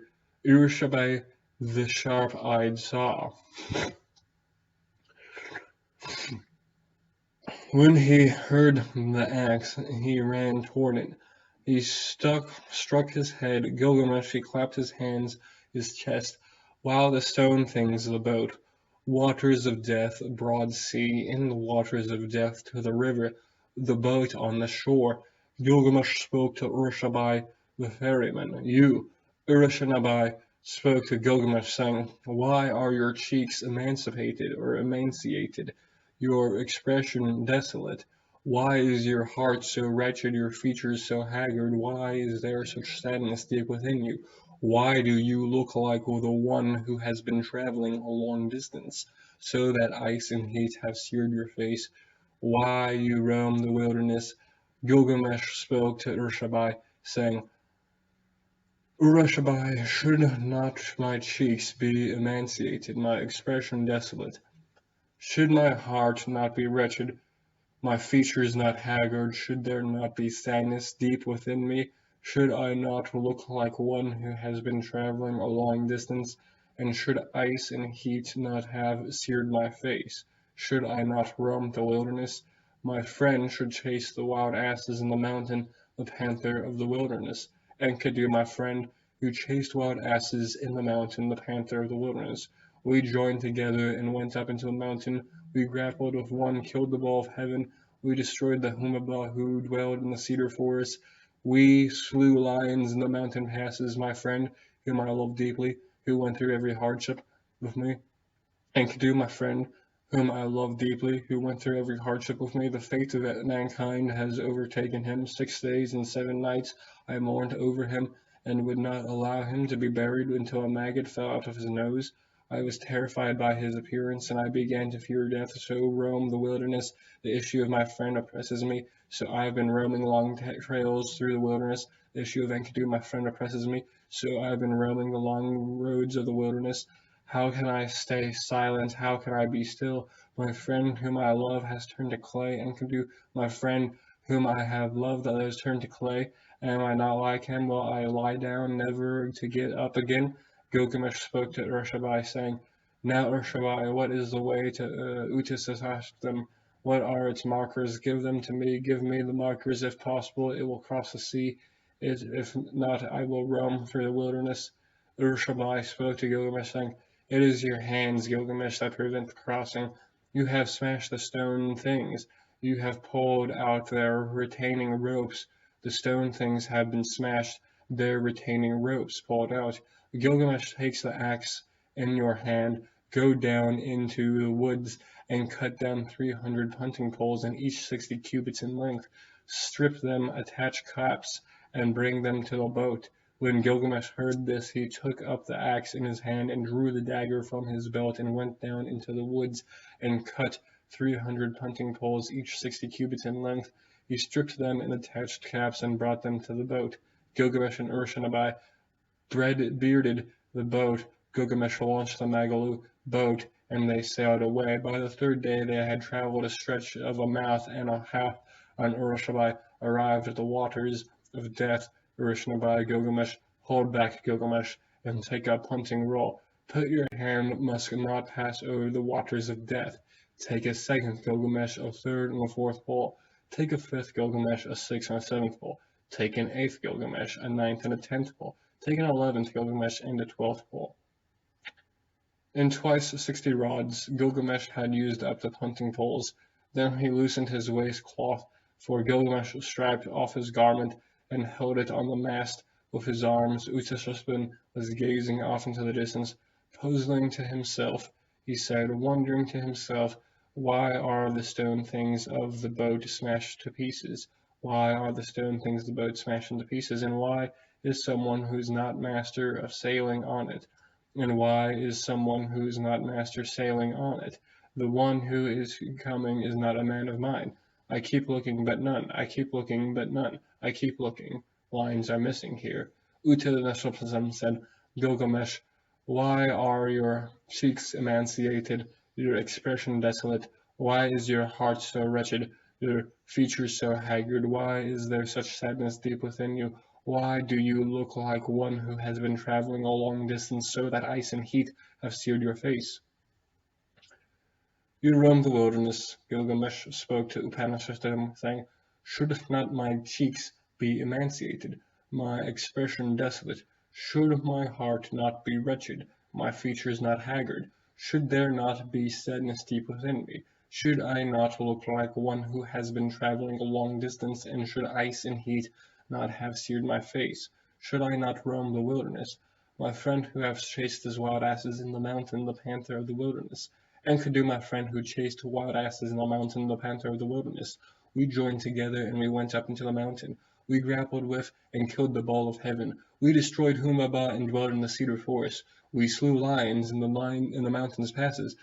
My friend whom I love deeply, who went through every hardship with me, and can do my friend whom I love deeply, who went through every hardship with me, the fate of mankind has overtaken him. 6 days and 7 nights I mourned over him, and would not allow him to be buried until a maggot fell out of his nose. I was terrified by his appearance. I began to fear death, and so roamed the wilderness. The issue of my friend oppresses me, so I have been roaming along trails through the wilderness. The issue of Enkidu, my friend, oppresses me, so I have been roaming along roads through the wilderness. How can I stay silent? How can I be still? My friend whom I love has turned to clay, and Enkidu, my friend whom I love, has turned to clay.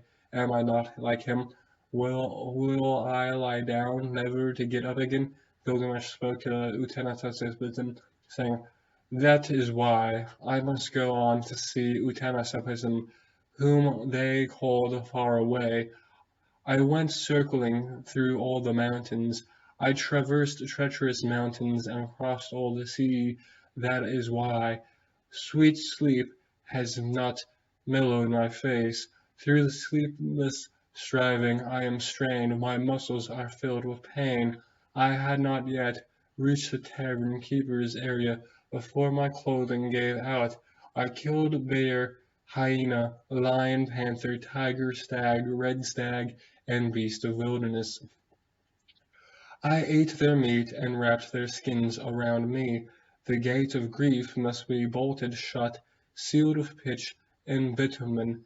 As for me dancing, for me unfortunate, it will root out. Utnapishtim spoke to Gilgamesh, saying, Why, Gilgamesh, do you sadness? You who were created from the flesh of gods and mankind, who made like your father and mother. Have you ever, Gilgamesh, to the fool? They placed their chain in the assembly, but to the fool they gave beer dregs instead of butter, bran and cheap flour, which clothed like a loincloth and in place of sash, because he does not have words of counsel. Take care about it, Gilgamesh. Their master's sin. Eclipse of the moon, the gods are sleepless, they are troubled restless. Long ago it has been established you trouble yourself. Your help, if Gilgamesh, the temple of the gods, the temple of the holy gods, the gods, mankind, they took for his fate. You have toiled without cease, and you have got. Through toil you wear yourself out. You fill your body with grief. Your long lifetime you are bringing near to a premature end, mankind whose offshot is a snap off like a reed in a canebrake. The fine youth and the lovely girl. Death. Death. Death. No one can see death. No one can see the face of death. No one can hear the voice of death.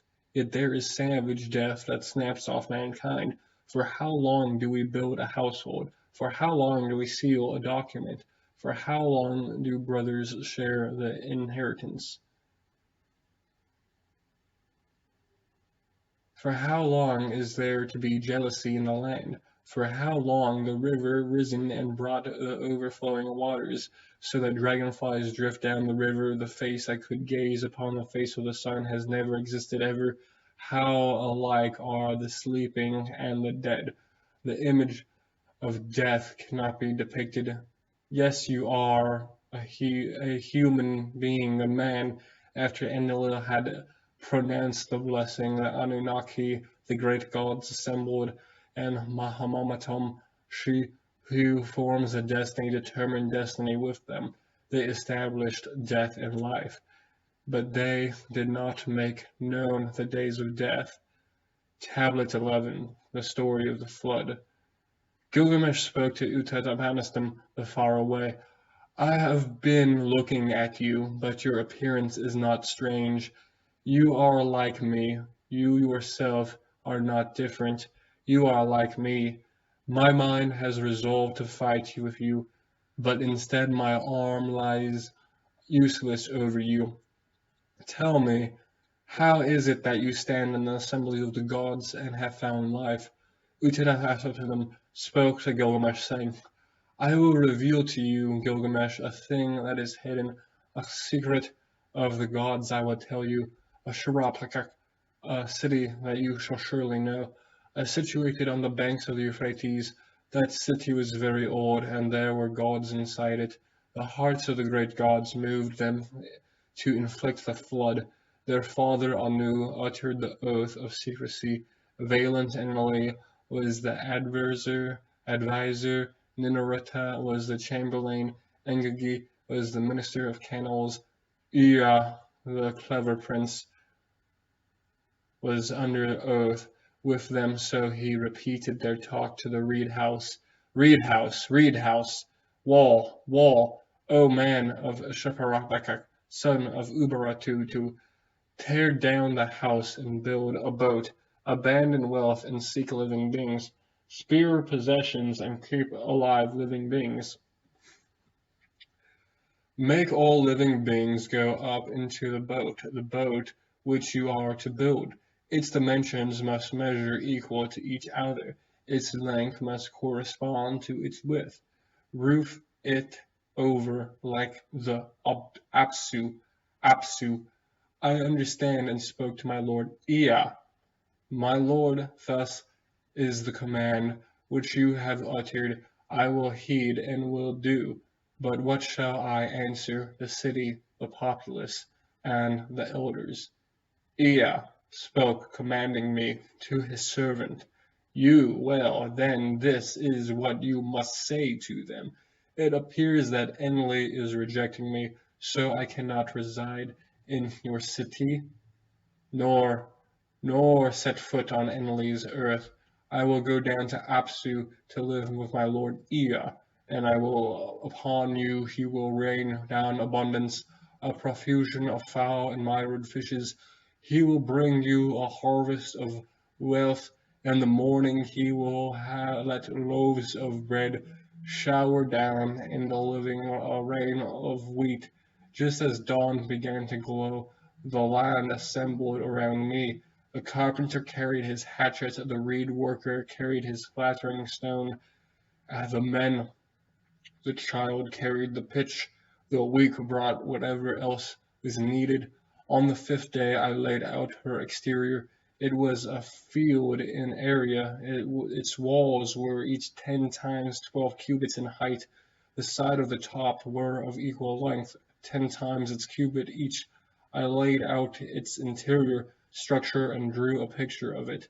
I provided it with 6 decks, thus divided it 7 levels, the inside of it divided into 9 compartments. I drove plugs to keep out water in the middle part. I saw the punting poles and laid in what was necessary. 3 times 3,600 units of raw bitumen I poured into the bitumen kiln. 3 times 3,600 units of pitch into it. There were 3 times 3,600 porters of casks who carried vegetable oil, apart from the 3,600 units of oil which they consumed, and 2 times 3,600 units of oil which the boatmen stored away. I butchered oxen from the meat, and day upon day I slaughtered the sheep. I gave the workmen ale, beer, oil, and wine as if it were river water, so they could make a party like the New Year festival, and I set my hand to the oiling. The boat was finished by sunset. The launching was very difficult. They had to keep carrying a runway of poles front back until 2/3 of it had gone into the water. Whatever I had I loaded on it, whatever silver I had I loaded on it, whatever gold I had I loaded on it, all the living things that I had I loaded on it. I had all my kith and kin go up into the boat, all the beasts and animals of the field and the craftsmen I had go up. Shafshman, Shamash had such a state and time.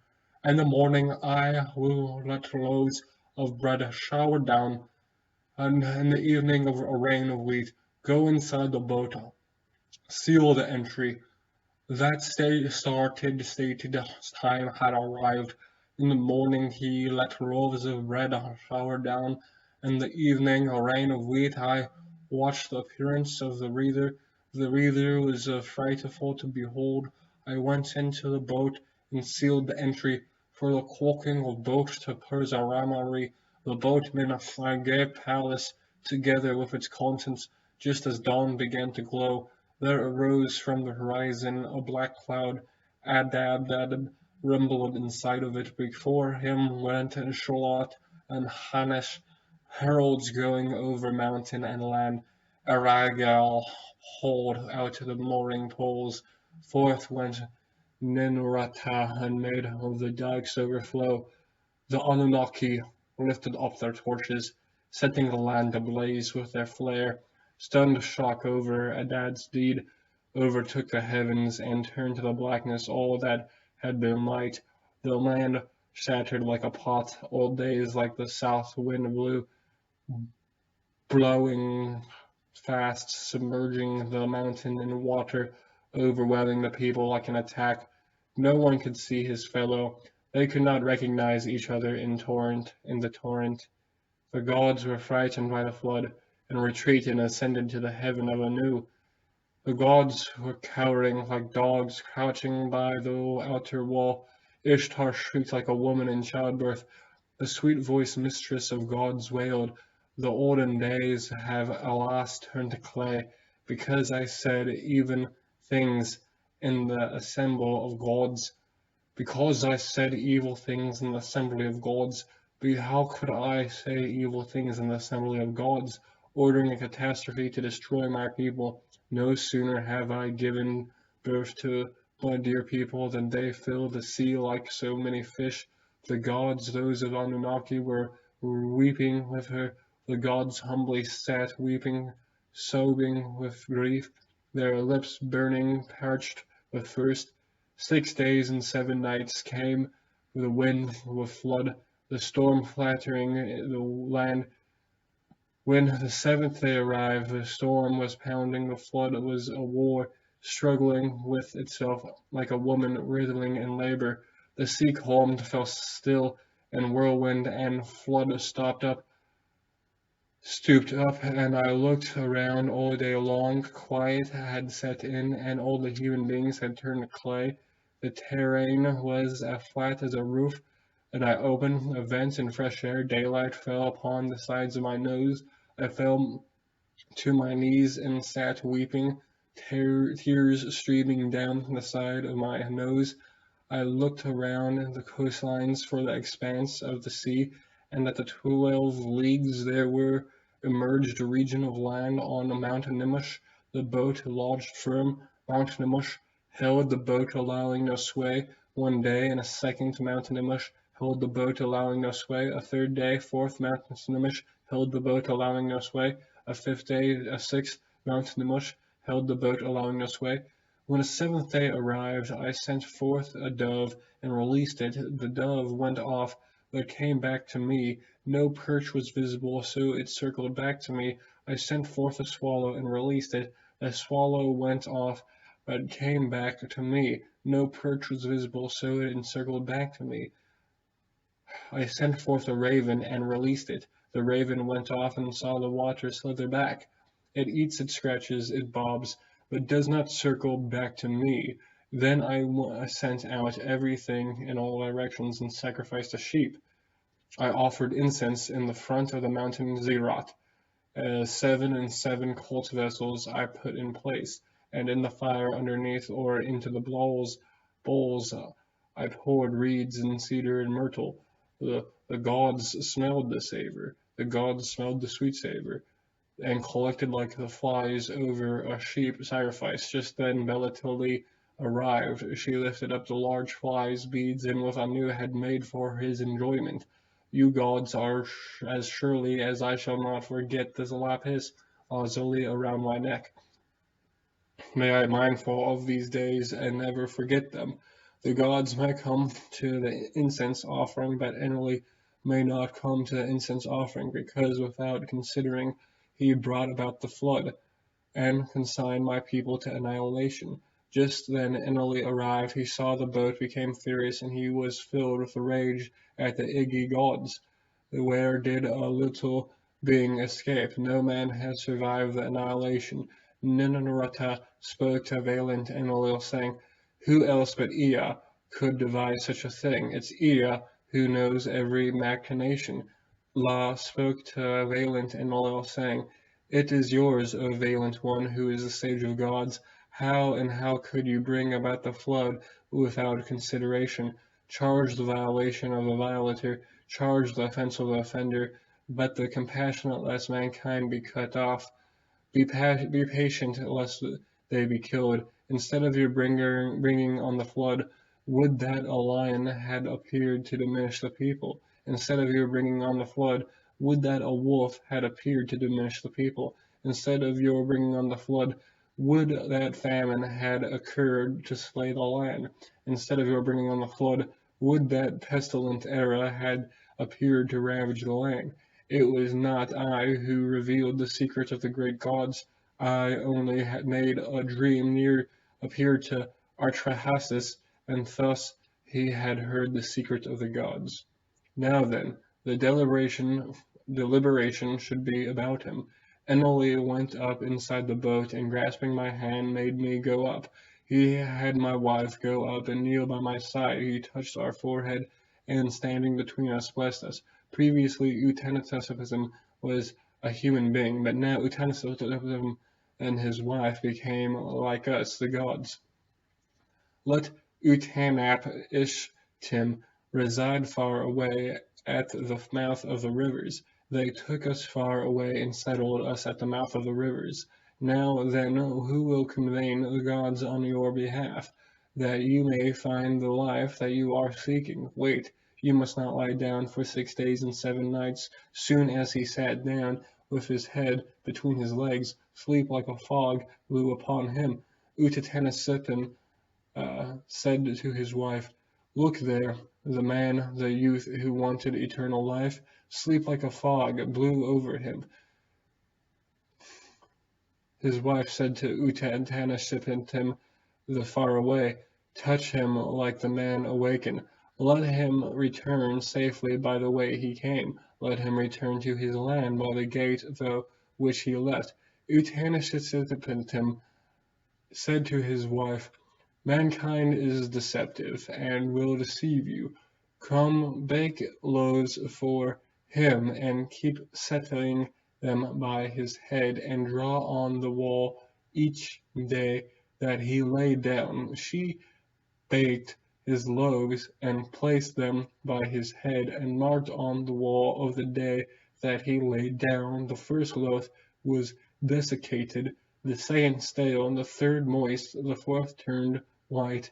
The fifth sprouted gray mold, and the sixth is still fresh. The seventh suddenly he touched him, and the man awoke. Gilgamesh said to Utnapishtim, the very moment sleep was pouring over me, you touched me and alerted me. Utnapishtim spoke to Gilgamesh, saying, look over here, Gilgamesh, count your loaves. You should be aware of that is marked of the wall. Your first loaf is desiccated, the second stale, the third moist, your fourth turned white. It's the fifth sprouted gray mold, the sixth is still fresh. The seventh suddenly he touched him, and the man awoke. Gilgamesh said to Utnapishtim, the very moment sleep was pouring over me, you touched me and alerted me. Utnapishtim spoke to Gilgamesh, saying, look over here, Gilgamesh, count your loaves. You should be aware of what is marked on the wall. Your first loaf is desiccated, the second stale, the third moist, your fourth turned white. It's the fifth sprouted gray mold, the sixth is still fresh, the seventh at the instant you awoke. Gilgamesh said to Utnapishtim that the far away, oh woe, what shall I do, Utnapishtim? Where shall I go? The snatcher has taken hold of my flesh.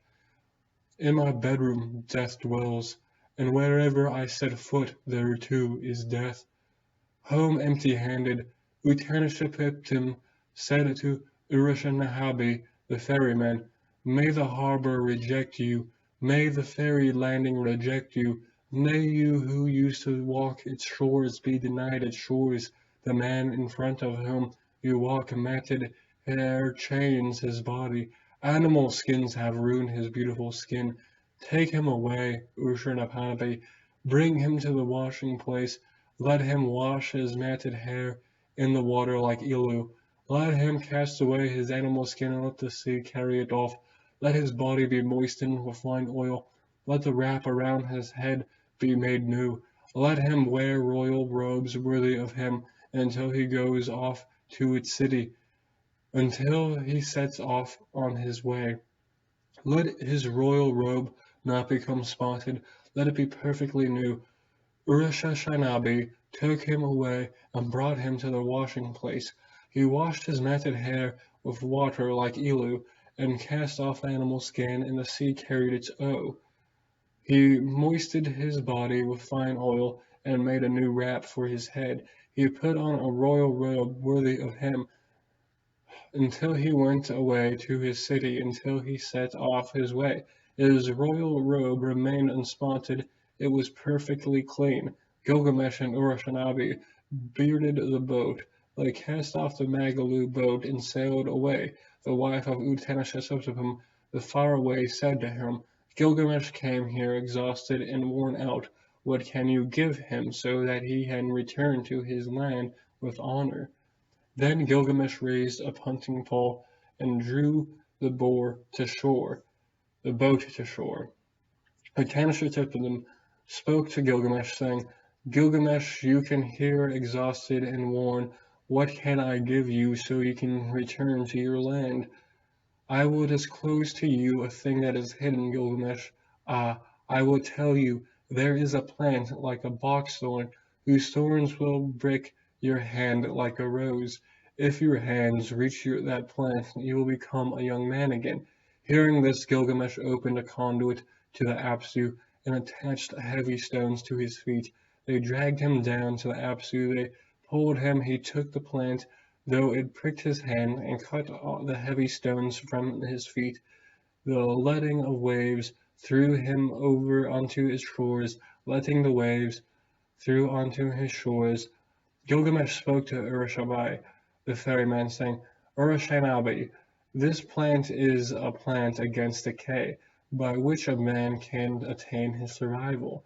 I will bring it to Uruk Haven, and I have an old man eat the plant to test it. Then plant name is the old man becomes a young man. Then I will eat and return to the condition of my youth. At 20 leagues they broke for some food. At 30 leagues they stopped for the night. Seeing a spring and how cool its waters here, Gilgamesh went down and was bathing in the water. A snake smelled the fragrance of the plant, silently came up and carried the plant. While going back, it slowed off its casing. At that point, Gilgamesh sat down, weeping his tears streaming over the side of his nose. Counsel me, O ferryman Urashanabi, for whom have my arms labored, Urashanabi? For whom has my heart blood roiled? I have not secured any good deed for myself, but done a good deed for the line of the ground. Now the high waters are coursing 20 leagues distant. As I was opening the conduit, I turned my equipment over into it. What can I find to serve as a marker for me? I will turn back from the journey by sea, and leave the boat by the shore. At 20 leagues they broke for some food, at 30 leagues they stopped for the night. They arrived in Uruk Haven. Gilgamesh said to Urashanabi, the ferryman, Go up, Urashanabi, on the wall of Uruk, and walk around. Examine to the foundation, inspect its brickwork thoroughly. Is not even the core of the brick structure of kiln-fired brick, and did not the 7 sages themselves lay out its plan? 1 league city, 1 league palm gardens, 1 league lowlands, the open area of the Ishtar temple, 3 leagues, and the open area of Uruk it encloses.